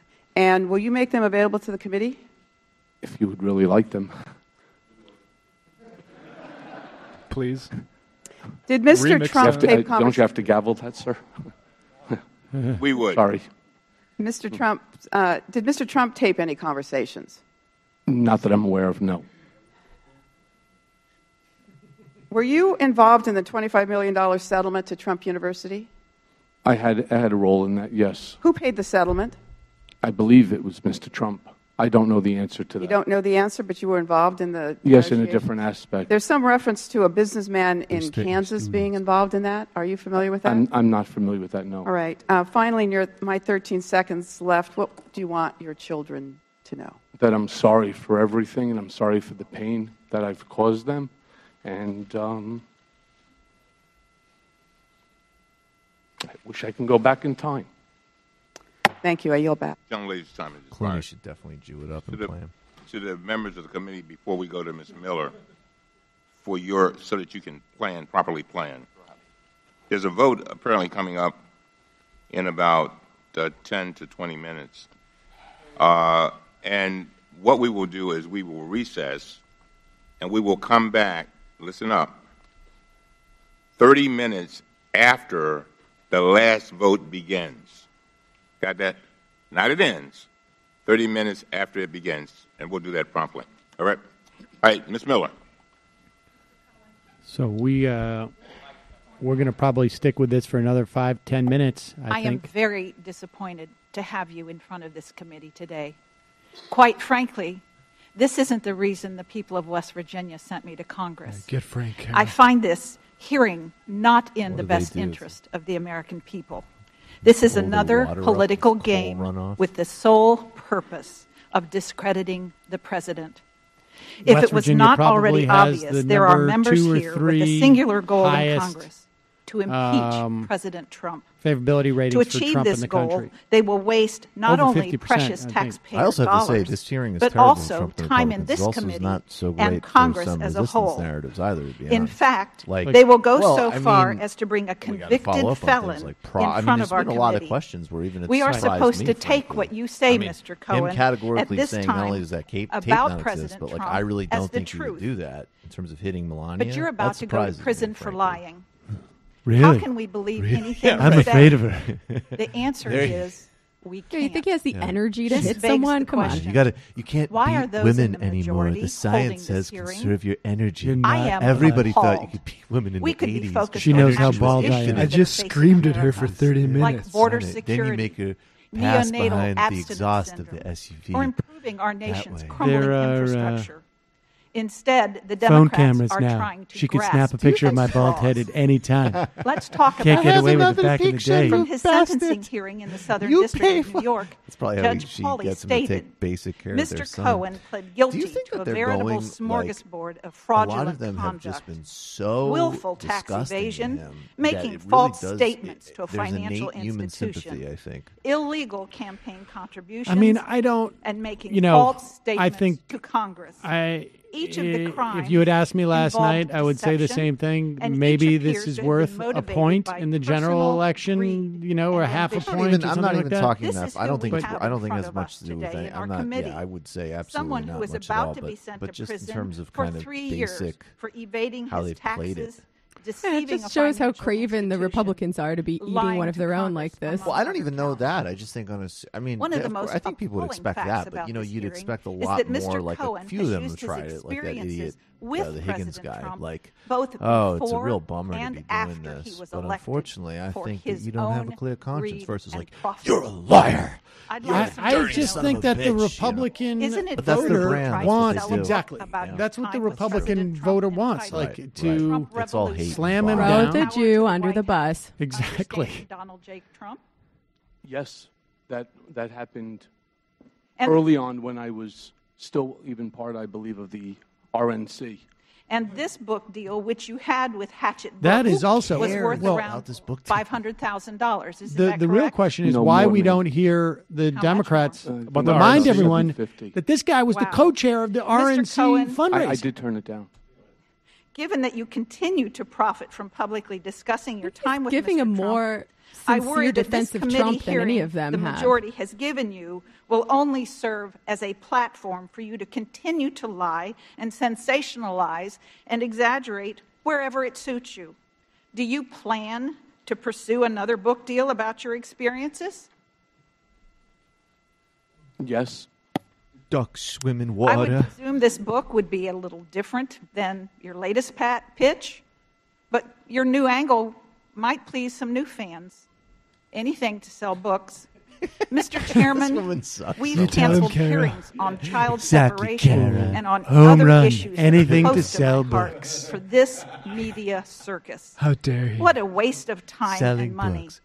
For a man who has gladly Trump exploited the name of steaks. the president to promote his own name Crass and fill his own commercialism. pockets, How it pains me that we are Disgusting. sitting here adding another chapter to his book. Thank you, and I yield the remainder Oh of my my time to Mr. God. Cohen. I thank the gentlelady for yielding. Earlier, Mr. Cohen, the gentlelady from California talked about this this tape. I'm sorry, sir. I can't hear you. Earlier, the gentlelady from California talked about this tape, this elevator tape that you said does not exist. That's correct. I do not believe it exists. But is it also your testimony that the Trump team was willing to pay to make sure a story about a non-existent tape never became public? No, sir. That's not what I said. They were willing to stop a false tape? We learned that this tape gotta do due was diligence. potentially on the market and that it existed. And so what we did is exactly what we did with all the other catch and kill. We looked for it. And if, in fact, that it did exist, we would have tried to stop it. That's what I would have done. False tape. But it's a false tape. I've never heard it, and I can assure you one thing about Mr. Trump. Jim Many Jordan. things he would never, ever do Strikeout something king. like that. I don't see it. Ms. Kelly. He really has whiffed Mr. Cohen, on every. I'd like to ask you more about the details of the $130,000 payment you made to Stephanie Clifford, the adult film actress known as Stormy Daniels, in order to purchase her silence shortly before the 2016 elections. First, according to documents filed by federal prosecutors in New York, you created a shell company called Essential Consultants, LLC. Is that correct? It's correct. And you created this company for the purpose of making the payment to Ms. Clifford. Is that correct? Amongst other things, yes. You then used a home equity line of credit to fund the account in the name of Essential Consultants, LLC. Is that correct? That's correct. You then wired $130,000 to the attorney representing Ms. Clifford at that time and wrote in the memo field for the wire the word, quote, retainer. Is that correct? Correct. Can you tell us why you decided to use this complicated process to make this payment? Well, starting an LLC is not a sophisticated means. LLC, you call up a company, you pay for it, and they open it for you. And the reason that I used the home equity line of credit as opposed to cash that I had in the same exact bank was I didn't want my wife to know about it because she handles all of the banking. And I didn't want her coming to me and asking me what was the $130,000 for. And then I was going to be able to move money from one account to the other and to pay it off because I didn't want to have to explain to her what that payment was about.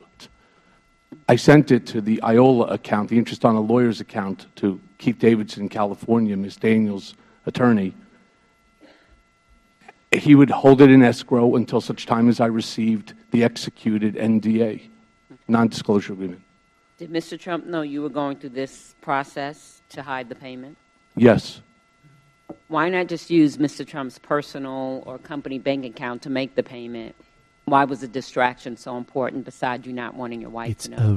What his concern was that there would be a check that has his very distinct signature onto it. And even after she cashed the check, all you need to do is make a photocopy of it, and it's kind of proof positive on exactly what took place.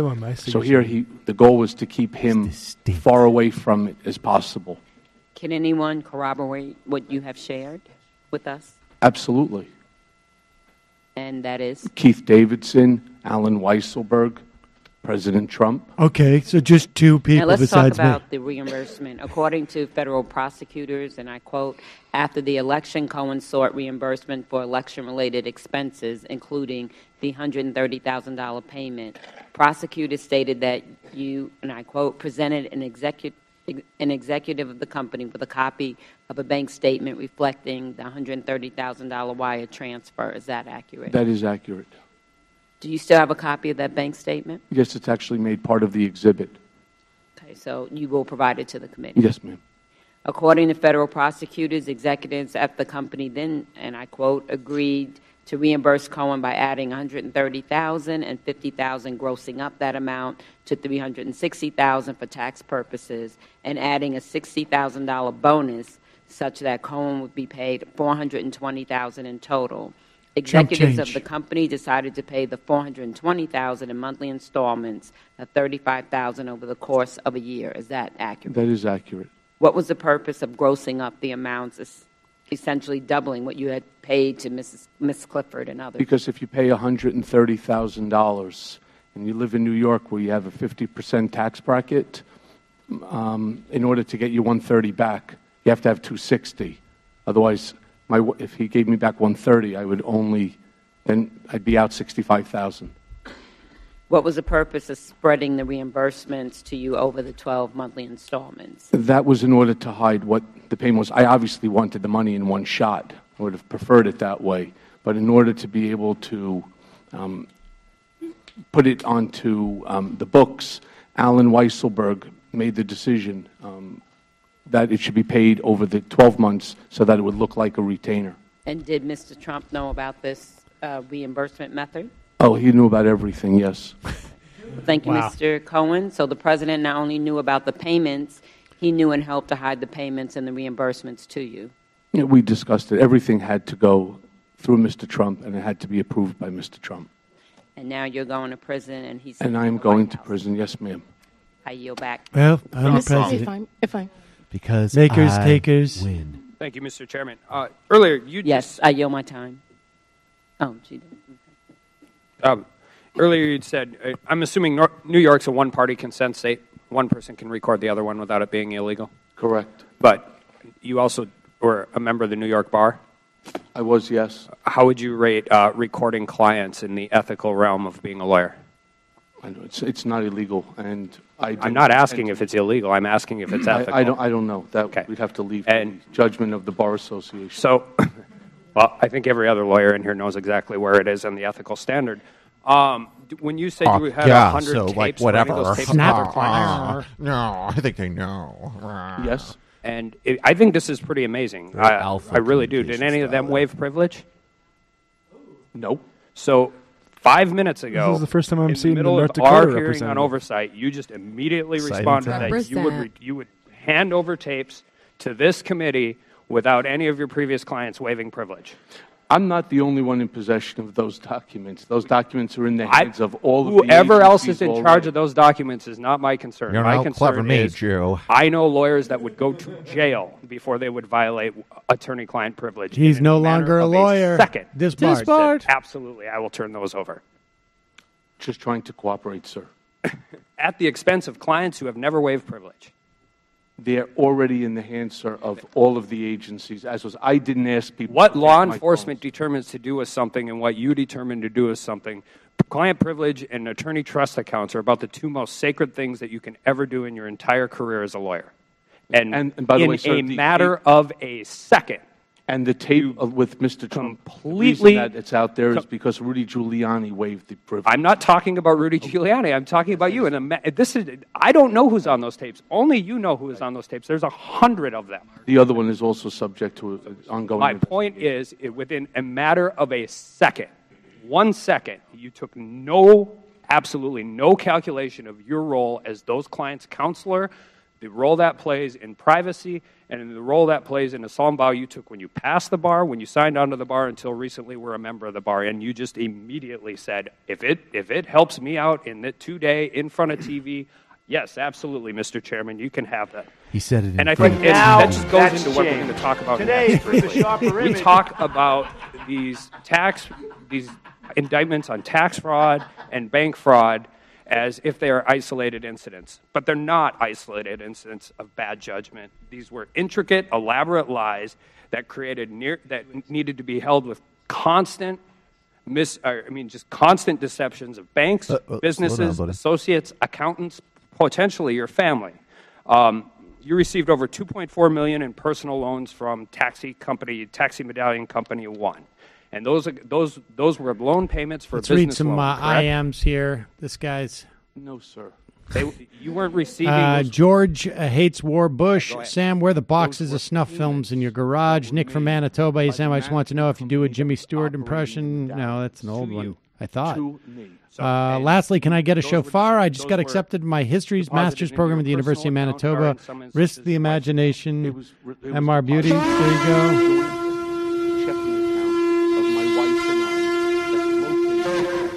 Right about now, what's up with Congressman Massey's hair? Snoozing, Sarandon. Why hasn't he started yelling about how much he likes beer yet? Bad Bunny's Tinder profile. Hey, boys, you a nebbish Jewish podcaster in Brooklyn with strong feelings about Social Security? Swipe right, and let's make a new deal. Farut Milky Way. I haven't seen the testimony this compelling since Frank Pentangeli. Frank Pentangeli. That's good stuff. Omar, like can't wait to poll. see Fox News spin this Cohen testimony. Yep. Andrea, reminders, seniors in Japan go to jail so they can collect pension payments while not paying rent for a few years. Space Ghost, Cedrist. Nobel Prize for Michael Cohen, the world's biggest political prisoner. Soul Rebel. GOP, I yield my time to the Honorable Alex Jones. Mint. I'm pretty sure that when Trump was a young guy with a regular person hair and regular person skin, a witch warned him that if he went to Vietnam, a soldier would end him. Bag Doc. That's my point with the credibility.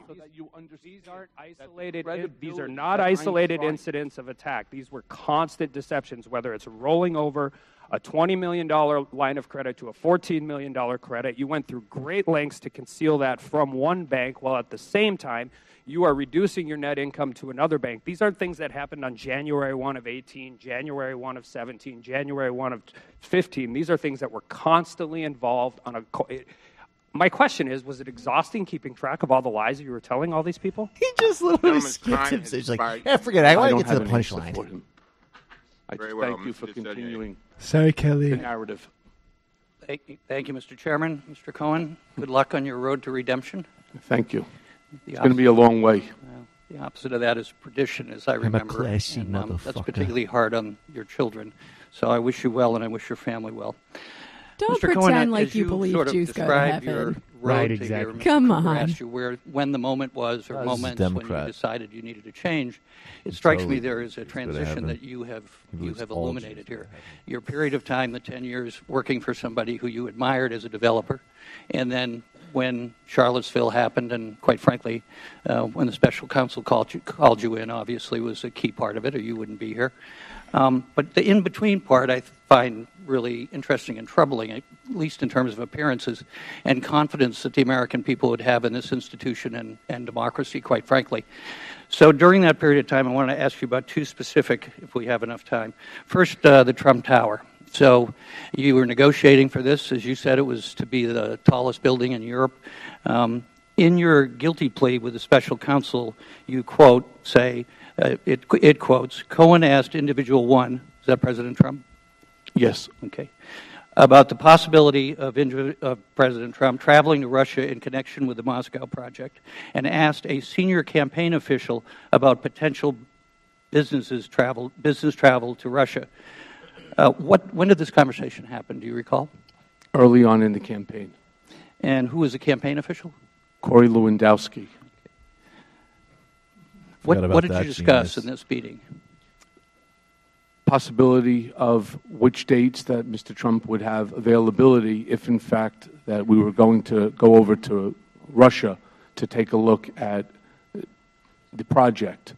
I'm sorry, sir? So go ahead. Unfortunately, it never came to fruition because we were never successful in getting the first prong of what I needed, which was ownership or control over a piece of property. And until such time, there was no reason to come up with a date. But when I first received the information request to go to Russia, what I decided to do is I spoke to Mr. Trump about it. He told me to speak to Corey and see what dates might be available if I got the information I needed. So it stopped because of appearances, or did it stop because the parties decided not to pursue it? I'm so sorry, I don't understand your question. So why did the pursuit of the Trump Tower that Mr. Trump has now said, of course he pursued it because he thought he might be going back into the development business. Why was the reason that the deal stopped? Because he won the presidency. Okay. So in that interim period of time, you must admit it looks troubling. I can walk now and that we chew know gum what at the same foreign time. influence was attempting to do, whether there was collusion or not, it certainly appears troubling that Mr. Trump was part of this negotiation, and at the same time what we know, perhaps separately, that the Russians were engaged in our election. Well, I don't know about them being engaged in the election. I can only talk for myself. Here I would say to Mr. Trump, in response to his question, what's going on with Russia, I'm still waiting for documents, and then that night at a rally, he would turn around and do his battle cry of no Russia, no collusion, no involvement, witch hunt. Okay, on a separate subject, but somewhat related, on January 17 of this year, the Wall Street Journal published a story stating that you hired John Gager, the owner of a consulting company who works for Liberty University in Virginia, to rig at least 2 online polls related to Donald Trump. Did you hire him? Sexy man of that. Those were back in, I believe, 2015? 2014. 2014. 2014. So you did hire him? Yes, I spoke with Mr. Gauger about manipulating these online polls. And did he use bots to manipulate the poll? He used algorithms, and if that includes bots, then the answer is yes. Yes, that's accurate. Did the president have any involvement? Yes. In directing you to do this? Yes. What were the results of the poll? Bots. Exactly where we wanted them to be. In the CNBC poll, we came in at number 9, and the Drudge Report, he was top of the Drudge Report as well. Okay. Poll. And please understand also, the CNBC poll was called The Contenders, and it was top 250 people that they named, and was supposed to be the top 10 most influential people. Let me just finish with, earlier today, you see that? you top directed 10. a comment That was the top to 10 my colleagues, influential people. and I'm quoting. Also, so my grades are great. Correct me if I got this wrong. You said the more people who follow Mr. Trump, the more people will be where I am.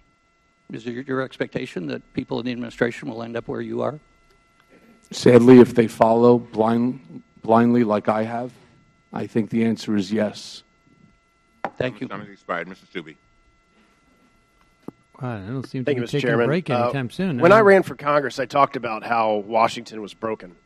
But I certainly did not expect the level of political gamemanship, partisanship, and sheer stagnation of policies that would improve the lives of Americans that I'm witnessing today. It is terribly disappointing to me that this committee and its chairman chose to spend our time in questioning an individual that has zero probative value and zero credibility, instead of spending our limited time focusing on improving the lives of Americans, creating jobs, or streamlining the functioning of our federal government. This guy's Yet here we are, Gavin McInnes taking fan testimony right from here. a convicted liar, and not someone who has just lied to his clients or family or friends, but testimony from an individual who deliberately and premeditatedly lied to this body.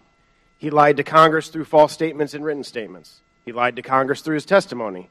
He then amplified his false statements by releasing and repeating his lies to the public, including the other potential witnesses. Yet now, we on this committee and the American people are expected to believe Mr. Cohen's testimony. I don't know a juror in America that would believe anything Mr. Cohen says given his past actions and lies. Mr. Cohen, you stood before multiple congressional committees before today and raised your right hand and swore an oath to be honest. Is that correct? That is correct. And you lied to those congressional committees. Is that correct? Previously? Correct. Yes, sir. You stated that Trump never directed you to lie to Congress. Is that correct? That's correct. Therefore, you lied to Congress on your own accord and then admitted to lying to Congress. Correct? I've already stated my piece on that. I knew what he wanted me to do. I was staying on party line.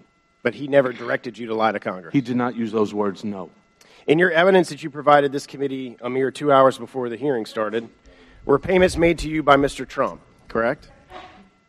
Amongst other things, yes. Yet other than your testimony here today, there is absolutely no proof that those specific payments were for those specific purposes. Is that correct? It's my testimony that the check that I produced as part of this testimony, the $35,000, and then the second check that's signed by Alan Weisselberg and Don Trump Jr. were 2 checks out of the 11 that were meant for the reimbursement of the hush money payment to Stormy Daniels. So in your testimony on page 13, you claim, and I quote, Mr. Trump directed me to use my own personal funds from a home equity line of credit to avoid any money being tracked back to him that could negatively impact his campaign. Do you have any proof of this direction? Just the payment, sir. So no email? Mr. Trump doesn't have email. So no recording? I do not have recordings, no. No text message? Mr. Trump doesn't text message. So no direction other than your testimony today that that's what the payment was for? And the fact that I paid on his behalf, at his direction, the money to Keith Davidson's IOLA account. You're right, there's no other documentation I have. So nothing that you produce as part of your exhibits prove that President Trump directed you in any way to make that payment? I don't even know how to answer that, sir. Well, it's pretty simple. There's nothing in the evidence that shows, or the exhibits that you provided today, that show that Trump directed you to make those payments. Other than the non-disclosure agreement that has been seized by government authorities and is widely shown, I don't believe there's anybody out there that believes that I just decided to pay $130,000 on his behalf. Well, you were his attorney for over 10 years. That doesn't mean that I pay $130,000. Well, it doesn't also mean that he wasn't paying you for representation of counsel. Okay. Can make our own. How did President Trump even know you had a HELOC? I love this Greg Stubbe guy. Where is he? How did President Trump even know you had a HELOC? Because we discussed it. Because I told him the same thing, that I didn't want my wife to find out about it. And as one additional, Rudy Giuliani himself came out and expressed that Mr. Trump reimbursed me for the money that was spent Rudy was drunk. Stormy Daniels. Knew it. And did you tell Chris Como that you had no access to Mr. Trump during October and November of 2016? I'm sorry, I don't know what you're referring to. This guy's not going to make the Hannity cut. I would need to see the document. Did you also tell Chris Como that you made these payments without telling Mr. Trump because you wanted to protect Mr. Trump? And I was protecting Mr. Trump. Annoyed or uncomfortable. And you told him that you made these payments without telling him. For him. I'm getting annoyed and uncomfortable. If that's what I said to Chris Cuomo, yes. Trust me, it's that was my line. And if this unsupported claim was true, then it would be part of an ongoing investigation as evidence of a crime, and the Department of Justice would not let you discuss it during your testimony here today. Is that correct? I don't know. Someone's time has expired. Did you answer? Yes, I did want to say one last thing. Not only did I lie to the American people, I lied to the First Lady. When the President called me, I was sitting in a car with a friend of mine, and he had me speak to her and explain to the First Lady. Get Mike on speakerphone. So the answer is you're not accurate, and I don't feel good about any of this. And this was not my intention. She was the most wonderful woman in the world. Thank you, Mr. Chairman. I just want to put on the record, as being a black American and having endured the public comments of racism from the sitting president, as being a black person, I can only imagine what's being said in private. And to prop up one member of our entire race of black people and say that that nullifies that is totally insulting. And in this environment of expecting a president to be inclusive and to look at his administration speaks volume. So I have some questions. I want to talk to you about this intimidation of witness. Mr. Cohen, you were initially scheduled to testify before the House Oversight Committee on February the 7th, but your legal team delayed your testimony, quoting, ongoing threats against your family from the president and Attorney Giuliani. Is that correct? Yes, ma'am. And then on November 29th, after you admitted that the president's negotiations over a real estate project in Russia continue well through the summer before the 2016 election, President Trump called you, quote, a weak person and accused you of lying. And then on December 16th, after 2018, after you disclosed that it was the president who directed you to arrange hush money payments to Stormy Daniels and Karen McDougal to conceal his extramarital affairs, he called you, the President of the United States, a rat. Mr. Cohen, why do you feel or believe that the President is repeatedly attacking you? You are stating that you feel intimidated, asking us to protect you, following your cooperation with the law enforcement. When you have access to 60+ million people that follow you on social media, and you have the ability within which to spark some action by individuals that follow him, and from his own words that he can walk down Fifth Avenue, shoot someone, and get away with it, it's never comfortable when the President of the United States... What do you think he can do to you? A lot. And it's not just him. It's those people that follow him in his rhetoric. What is a lot? I don't know. I don't walk with my wife if we go to a restaurant or we go somewhere. I don't walk with my children.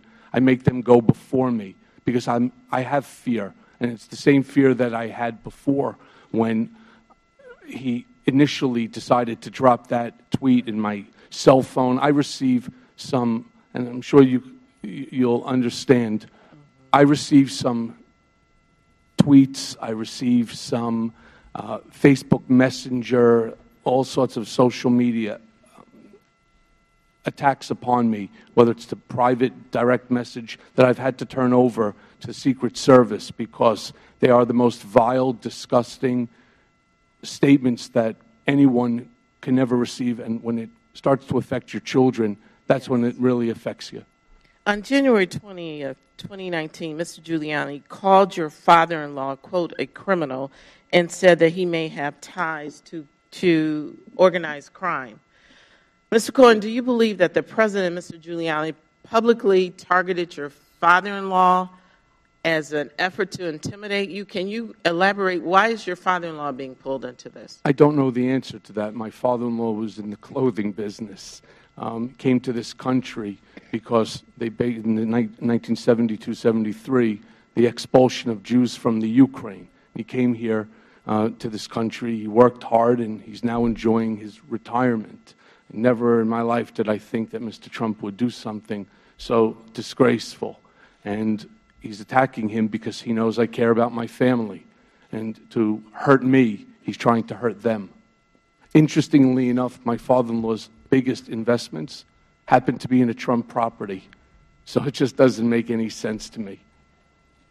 I want to be clear. What? Any efforts to prevent a witness from testifying in front of Congress is against the law.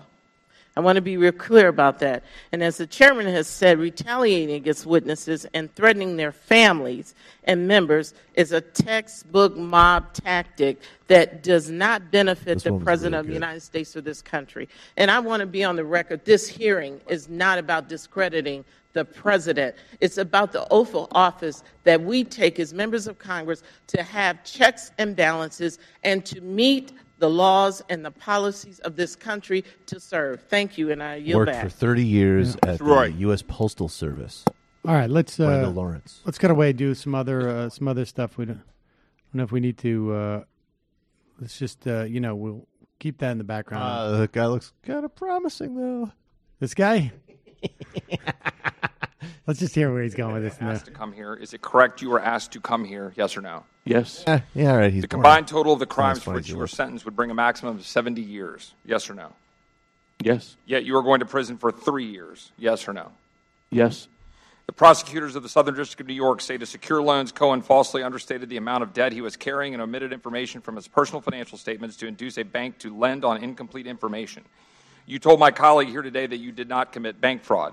Not parsing different statutes, which I understand could be. I want for clarity. Are you or are you not guilty of making false statements to a financial institution, yes or no? Yes, I pled guilty. You said clearly to Mr. Cloud and Mr. Jordan that the Southern District of New York lawyers were being untruthful in characterizing your desire to work in the administration.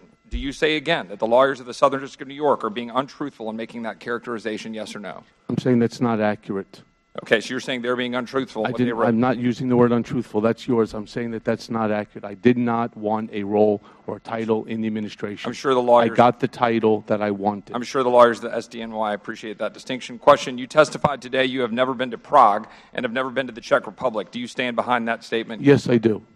I offer into the record an article in known conservative news magazine Mother Jones by David Korn, in which he says he reviewed his notes from a phone call with Mr. Cohen, that Mr. Cohen said, quote, I haven't been to Prague in 14 years. I was in Prague for one afternoon 14 years ago, end quote. Question, you, as my friend Mr. Armstrong rightly inquired, offered to the committee taped information involving clients with the bat of an eye. Do you stand behind that, yes or no? I'm sorry. I don't understand. You said it so fast. You, as my friend Mr. Armstrong rightly inquired, offered to this committee taped information involving your clients with the bat of an eye. Do you stand behind that offer? If the chairman asks me, and I'll take it under advisement now, and it's not a problem in terms of attorney-client privilege, yes, I will turn it over. You, as my friend Mr. Meadows pointed out, misled this committee even today in a written submission that contradicted your testimony. You have suggested you are going to review that. Are you going to review it in our next break to correct the record, yes or no? Yes. Question, you helped out the president's campaign or were involved in the campaign as a representative, as a spokesman, this even in your words feels today. like he's asking a lot of very pointed questions that are going to add up to nothing. Let's get away from it for a little bit. There's a couple of... I want to get back and just keep an eye on that, because if Presley or AOC or is Tlaib on this committee as well? I thought I saw her. I want to get back there. But since we're talking about hearings, this was pretty impressive from yesterday. Katie Porter, I think this was yesterday. Katie Porter on the House Financial Services Committee. You'll recall Katie Porter from California. She was, I think, the first Democrat to represent this this district in ages in California. A disciple, I guess, if I think you could say, of Elizabeth Warren's. She was one of the bright stars in dealing with mortgage fraud in California. She studied under Elizabeth Warren at Harvard in law school. I think she was a law professor herself. She was at the House Financial Services Committee yesterday, and the CEO of Equifax. You'll recall that Equifax had a major data breach, I guess about a year and a half ago. I've been through this because I try and rent, and I froze my credit, and you have to unfreeze it. You thought, blah, blah. But here she is in basically, she's not just basically holding the CEO to account. I think she has had a material impact on an ongoing court case, it seems to me. But here is that exchange. My question for you is whether you would be willing to share today your Social Security, your birth date, and your address at this public hearing. I would be a bit uncomfortable doing that, Congresswoman. If you'd so oblige me, I'd prefer not to. Okay. Could I ask you why you're unwilling? Well, that's sensitive information. I think it's sensitive information that I like to protect, and I think consumers should protect theirs. If we gave that if that sensitive information were provided at this public hearing, what are you concerned about could happen? I think, like every American Congresswoman, my apologies, Congresswoman, I'd be concerned about identity theft. I'm actually a victim of identity theft. It happened 3 times in the last 10 years to me, twice with my tax returns, and once, as a consumer of someone opening up fraudulent credit accounts in my name. Somehow they got my Social Security number, my date of birth, and my address, and then changed the address and opened up the account. So I think, like all Americans, we're concerned about that. Okay. So my question then is, if you agree that exposing this kind of information like that you have in your credit reports, creates harm, therefore you're unwilling to share it, why are your lawyers arguing in federal court that there was no injury and no harm created by your data breach? Congresswoman, it's really hard for me to comment on what our lawyers are doing. Respectfully, excuse me, but you do employ those lawyers. And they do operate at your direction. They're your counsel, and they are making these arguments in court, arguing on the record. I have the pleadings here from the court case. They are arguing on the record that that this case should be dismissed because there is no injury and no harm created by the disclosure of people's personal credit information. Yet I understand you, as I would, to believe that that the exposure of that information, I asked you if you would give it to the committee, and you understandably said no, would in fact create a harm. So I guess I would ask you to please look carefully at what your lawyers are doing. Yeah, there you go. So this is an ongoing court case where you basically have some tort lawyers who are taking Equifax to court and suing them because of this data breach. And one of the things the lawyers are arguing is there's no harm. And they just got not backed up by... God help them very I would much. imagine that's going to be submitted as I would think so. I would imagine that's very tough to maintain if your own CEO disagrees. So this new Democratic health care package that Rep. Pramila Jayapal is putting forward is tanking healthcare stocks. Is that right? So it's a very good bill. Let's go over this. As you can see, proof of concept. Let's go over this briefly. This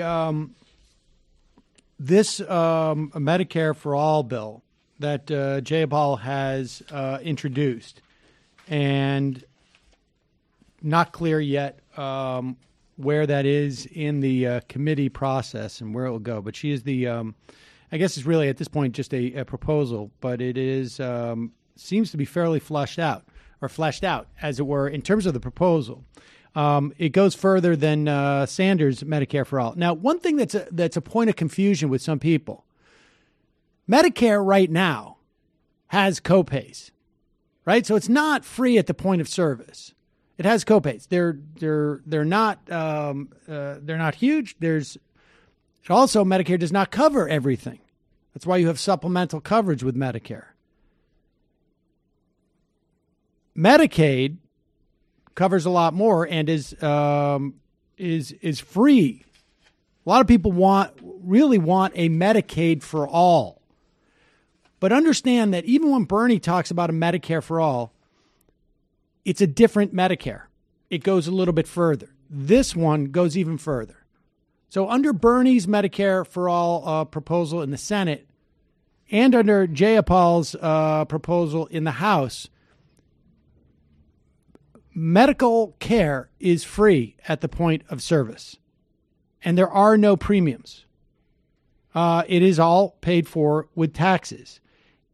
In Jayapal's Medicare for all plan, it would bar employers from offering separate plans that compete with government-run option. It would get rid of Medicare and Medicaid as we know them now, and all of their enrollees would go into this new universal plan. It would allow two healthcare programs to exist that exist now. So they're really four different government-run healthcare plans. Two are involve delivery, two involve insurance. The other two that would remain are the Veterans Affairs Health System, which is a completely government-run system. Not just insurance, not just for pay-fors, but to actually deliver the health insurance. And people should know that the hearing is broken up for the time being. Veterans Affairs would stay open, and this makes a lot of sense because the VA deals with all sorts of medical problems that are very unique, and the system works pretty well in terms of customer satisfaction. Also, the Indian Health Services, which are basically cut off from the rest because of delivery reasons, when you're talking about on reservations or you're talking about in general areas, it's just a different system. This would phase in 2 years quicker than Bernie's.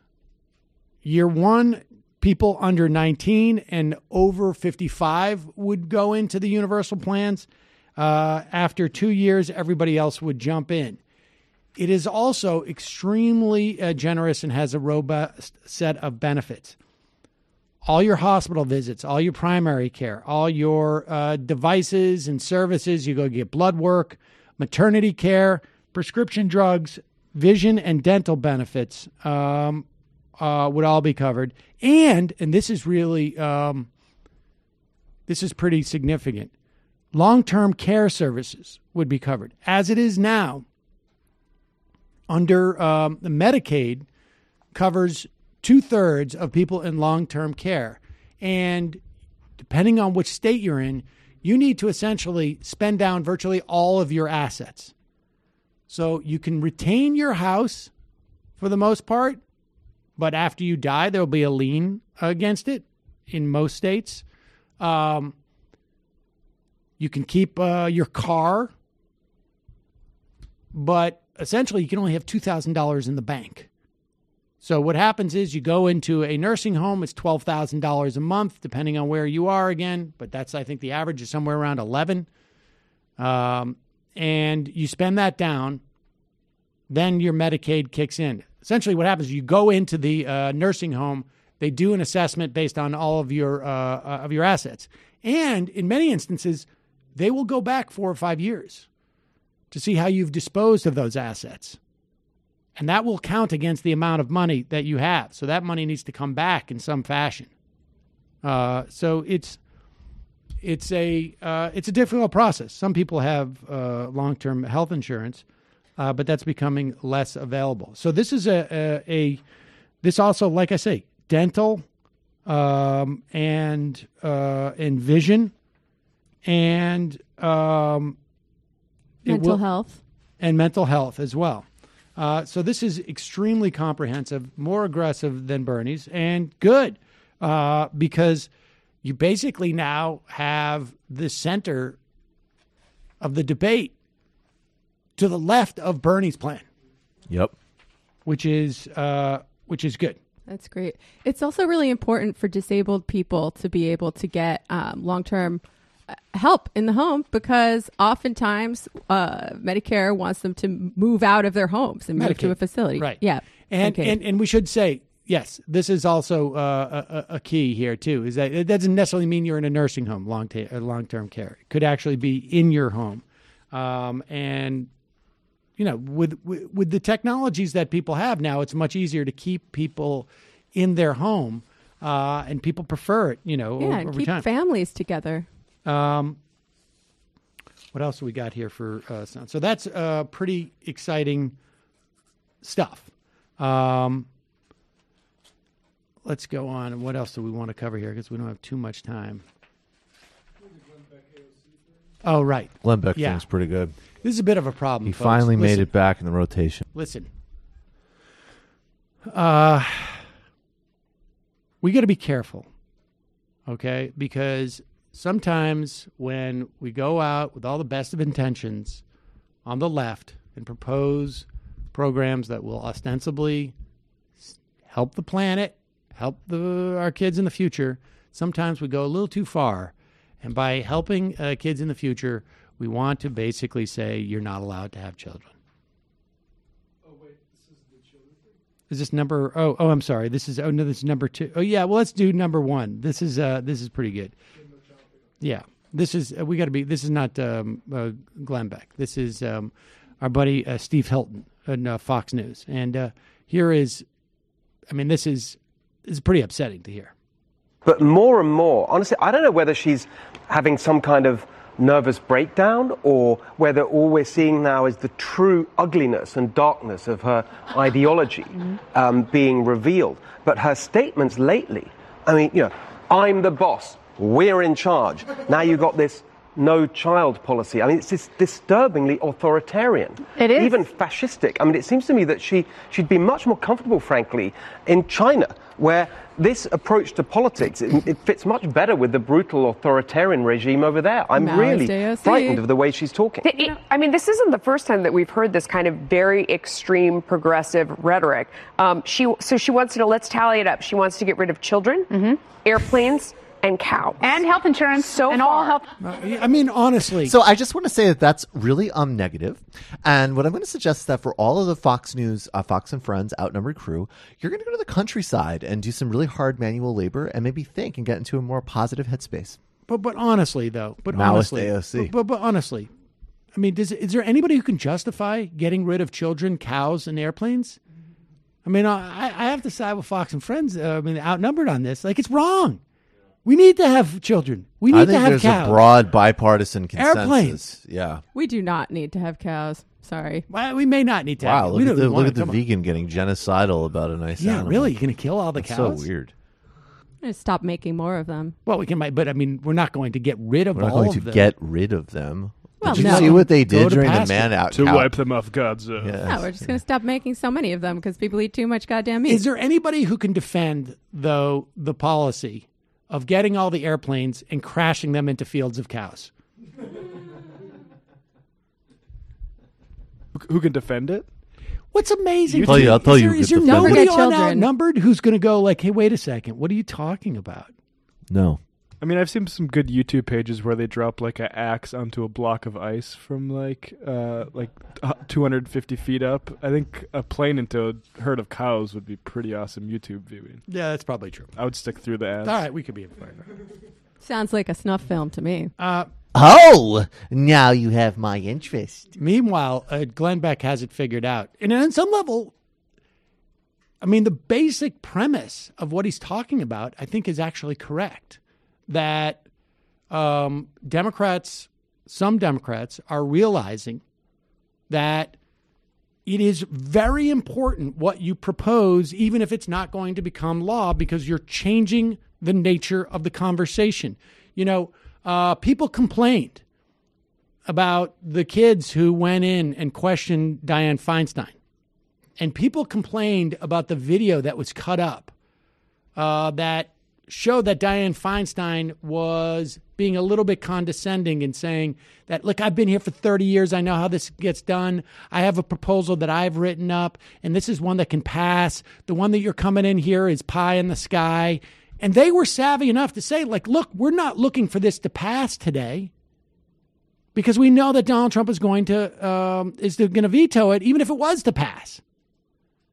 We're looking to set down a marker so that people understand what is necessary to do here. Well, it was announced a day later that Dianne Feinstein pulled her bill because that protest showed how anemic her bill was and how actually presenting that bill at a time when we know nothing can be implemented because Republicans are going to stop everything is actually damaging to the cause of fighting climate change. And the inverse of that is pushing the Green New Deal, which it would be great to get 100% of it on day one, but this is going to move the conversation so that the center becomes something far stronger than what Dianne Feinstein's presenting, which is basically negotiating against yourself. And that's just presuming that it's a negotiation tactic on her part as opposed to just not interested in actually addressing the problem. I don't know. I don't know what's in her head. I just know that in the 30 years that she's been a senator, she has not been part of any solution that's been helpful. Yeah, that was the time when we would have needed to act. Indeed. Maybe her proposals proposing today 30 years ago would have been sufficient over the course of those 30 years. Maybe. I don't know. But Glenn Beck is on it. And maybe it's because he's now adopted the 3-collar look of Steve Bannon. The Steve Bannon catalog? Yep. Stop ripping him off. Be original. But here's Glenn Beck. He must be very cold in that studio. But here he is. He's talking about the Green New Deal and AOC's secret plot. And then, of course, he moves to the board and gets all mixed metaphor on us. We're now talking about a new economy based on greenhouse gases, blah, blah, blah, but social justice. And it will be driven by the United States government. It also says a couple pages later. Pause it for 1 second. I can also just note how far we have fallen when he used to have a set that was literally a complete replica of the Oval Office. And now he just seems to be sitting on a deck with on a fairly, anodyne desk and a fake Klieg light behind him, right? I mean, that's basically it. Go ahead. To mitigate deeply entrenched racial, regional, and gender-based inequalities in income and wealth, including, without limitation, ensuring that the federal government investment will be equally distributed to historically impoverished, low-income, deindustrialized, or other marginalized communities in such a way that builds wealth and ownership at the community level. It will also include measures such as basic minimum income, universal health care programs, and any others the Select Committee might find appropriate. They also will deeply involve national and local labor unions to play a leadership role. Ooh, sounds scary. I like the plan where they were taking our planes and cars better than this one, which led me to believe there's a couple of things that go on. First of all, there's the Overton window, and we talked about the Overton window years ago. The Overton window is this idea that I say something crazy, and that's so much better than than what you're actually going to get. So in other Pause words, it for 1 second. I mean, this is like there's a couple things going on here. One is he's talking about himself saying something crazy.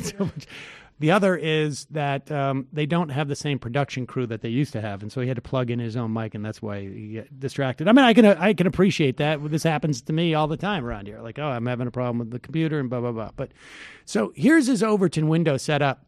On one end, it's 1790, which is, as you know, a date. And on the other end is Venezuela, Cuba, which, as you know, are two places. So his Overton window actually travels through space and time simultaneously, but also through the total free market. Hey, he puts that on the left? That's weird. It was so free, you could buy human beings to be laborers. That's at right. This time. That's right. Go ahead. So in other words, we have a total free market in 1790, okay? Total free market. Well, we've moved it to some welfare. Pause it. That's also not true. I don't know. First of all, I don't know what that means. If he doesn't mean there wasn't like taxation or there wasn't postal service, there wasn't a postal service, or I mean, I don't know what he means by a total free market. Yeah, he means this imaginary ANCAP paradise that never existed. Right. Exactly. Okay. Go ahead. Pretty massive, but some welfare. People on the left are saying we want to be like Sweden. That's not a communist country. Okay, That's pause it. So let me, if I understand, his Overton window ranges from 1790, and then between 1790 and Sweden is some welfare. Well, it's kind of an Overton window and an Overton timeline. Yeah. Right. Okay. So it's an Overton timeline, and also it seems to be like a map. Socialist country. What this is a country that has a welfare state. It's still capitalist. Saudi Arabia, still a little bit capitalist, but a total planned economy where the government runs the economy. That's the former USSR, that's China, that's Venezuela, that's Cuba. Now, I thought originally that they were taking this Overton window and they were moving it way down here, so then we would go, oh, thank goodness, Sweden is a break. So this confuses me, because he's saying AOC is suggesting we want Venezuela so that we can land on Sweden. Is that what Glenn Beck is saying? That's here? what he thought. That's what he thought it was, but now he sees the more dangerous. Moving it way down here, so then we would go, oh, thank goodness, Sweden is a break. I don't think so. I think it's this one. I think it's misdirection. And I think that Ocasio-Cortez is being used. The magician, misdirection. He's doing something back here, but he's causing you to look here at his hand. It's behind the back that matters. Misdirection. He's showing you nonsense. The bullet trains, no cars, the cow farts, showing you nonsense. But back here is the total planned economy. That's the Green New Deal. He's letting her be a circus. Who is this? That's but sitting wait a back. Second. Wait. This is so confusing to me.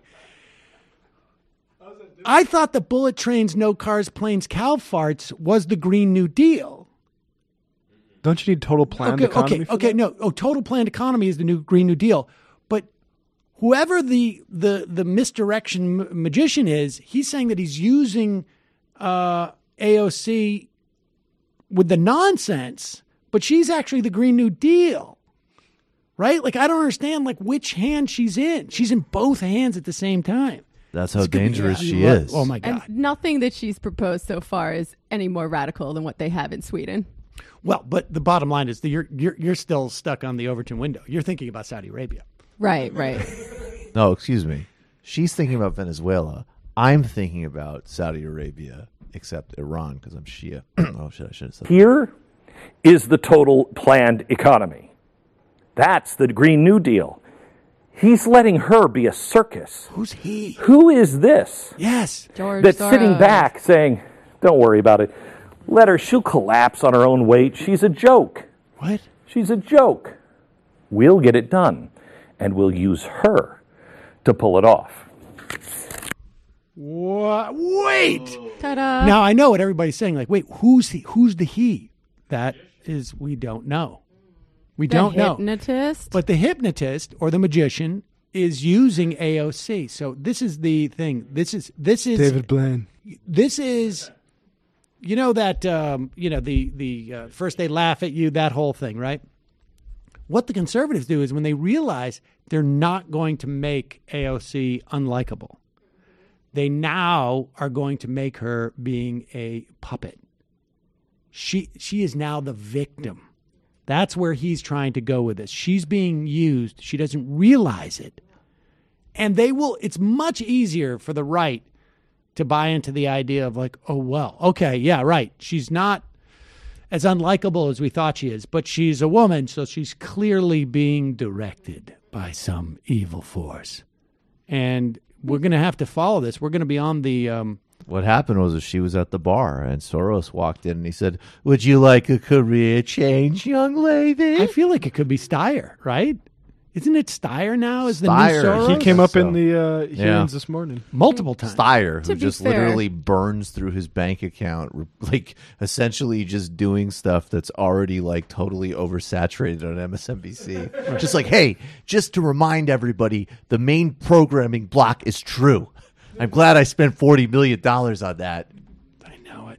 We did discuss in the endorsement meeting of the DSA that we are going to support her as a Trojan horse for turning this country into the United States of Venezuela. There we go. We need to build the bridge, right? Exactly. It's a transitional program. No, I mean literally a bridge from Venezuela to here so that we can just walk there. I mean, that part's a secret still, so... That's the magic part. That's where the magic comes in. There is a report that from October of 2014, mind you, this is under the Obama administration, to July of 2018, Health and Human Services Office of Refugee Resettlement received 4,500 complaints, and the DOJ 1,300 of allegations of sexual abuse by unaccompanied minors. Now, understand that the number of unaccompanied minors went up dramatically in 2017, 2018 because of the Trump administration basically deeming any kids that they then separated from the parents as unaccompanied minors. So there's clearly something fundamentally wrong with this policy, period. Part of it is kids are sent here without their parents because they're trying to escape a horrific situation in their home country. And parents assume that their kids are going to have a better shot at getting in, which obviously, you know, they're in a foreign country. Maybe they get picked up by relatives. We don't know. So this is highly, or they're placed. 180 of those allegations were by staff, or the allegations were against staff members. Here is Ted Duetch. This is number 4. Talking to the health, the HHS Office of Refugee Resettlement commander, I guess, on these reports, which are now just coming out now, I guess, of these allegations. And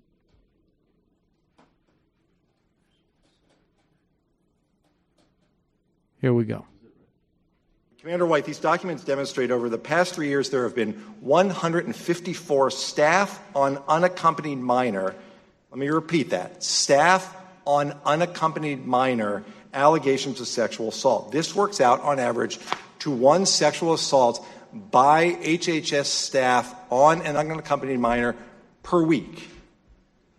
These documents tell us that there was a problem with adults, employees of HHS, sexually abusing children.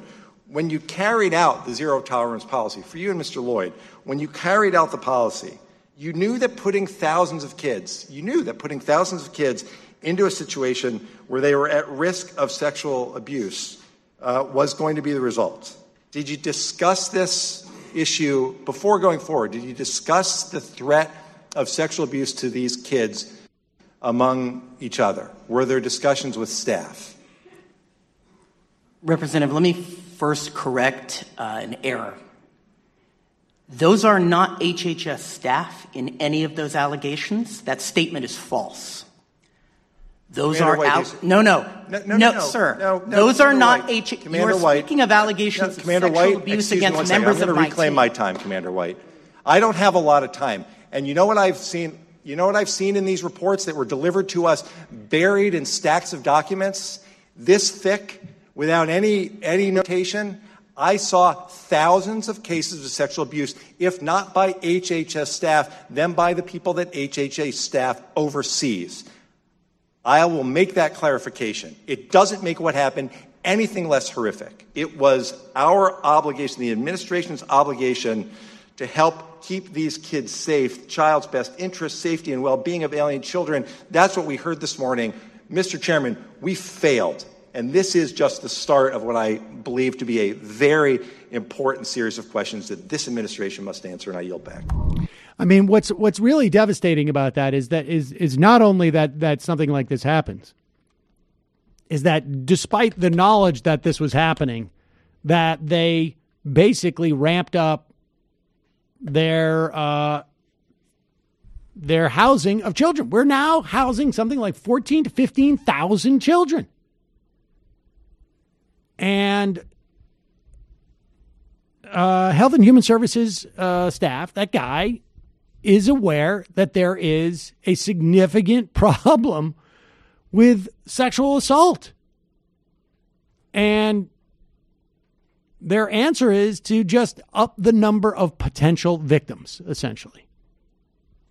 It's really grotesque. It's really just stunning. There should be criminal culpability for that, if possible. That is so obscene. All right, we're going to do a couple more IMs, and then I think we'll get out of here. The hearing is not going to come back on for another 20 minutes or so, and we will cover the rest of it tomorrow. Michael will have some clips, et cetera, and we'll also talk more about this on Friday, I imagine. And, of course, Donald Trump is in Vietnam right now, probably steaming. He's talking with Kim, like, and then you shot your uncle out of a cannon. So unfair. Bravo-matic, I thought it noteworthy that not a single Republican challenged Cohen's statement that Trump said Trump Jr. has the worst judgment of any person. That's true. No one has your back. California Uberales, Michael Brooks, are you aware of individual one Sam Cedar abusing his powers? The Far Left podcast disseminate liberal MSNBC talking points as directed by Chris Hayes. So you know he was a fucking sellout, but you didn't say he was a fucking sellout? I'm confused. The lone seal pup. Is all of this hearing completely impromptu? Congressional baseball fan. This whole hearing has provided me some great scouting opportunities for top prospects. That Jew Stooley's ruining everything. Someone get me Sammy the Bull. Donnie's teacher. Donald Trump was an A student who only gave the best answers on tests. Mayday Mindy. Oh my God. What WTF? What is wrong with Jim Jordan? Can someone pass him a Xanax? He's going to have a heart attack. Supposedly, Congresswoman Plaskett from the Virgin Islands, who I think was the last person there. We went to our stories, but supposedly there's a video. Yes, I've seen that video of her just looking back over at him and being like, "Shut up." Right. Department of Commerce just sent out an email to all DOC employees that through 1.9% federal pay raise for FY19 has not happened. No executive order signed, no action in any way has happened on that front. Seems like another thing Trump spouted and then either forgot to or was just about straight lie. And the final IM of the day.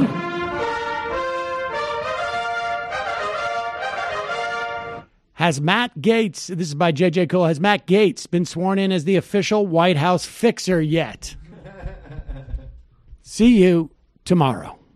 It might take all the strength I got to get to where I want, but I know somehow I'm gonna get there.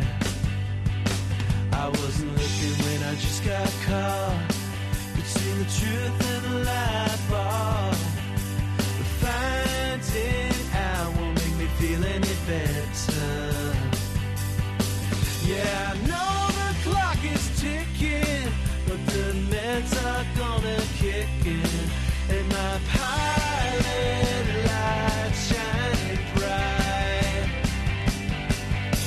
I guess somewhere the choice was made for the option where you don't get paid, for the road that bends before it finally breaks you.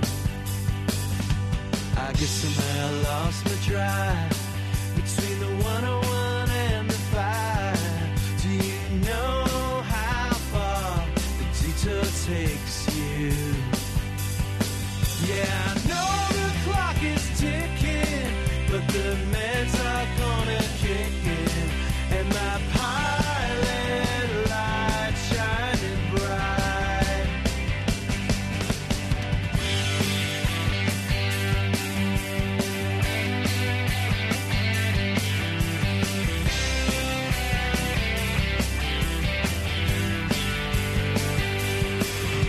The months drifted into years while I shifted in and out.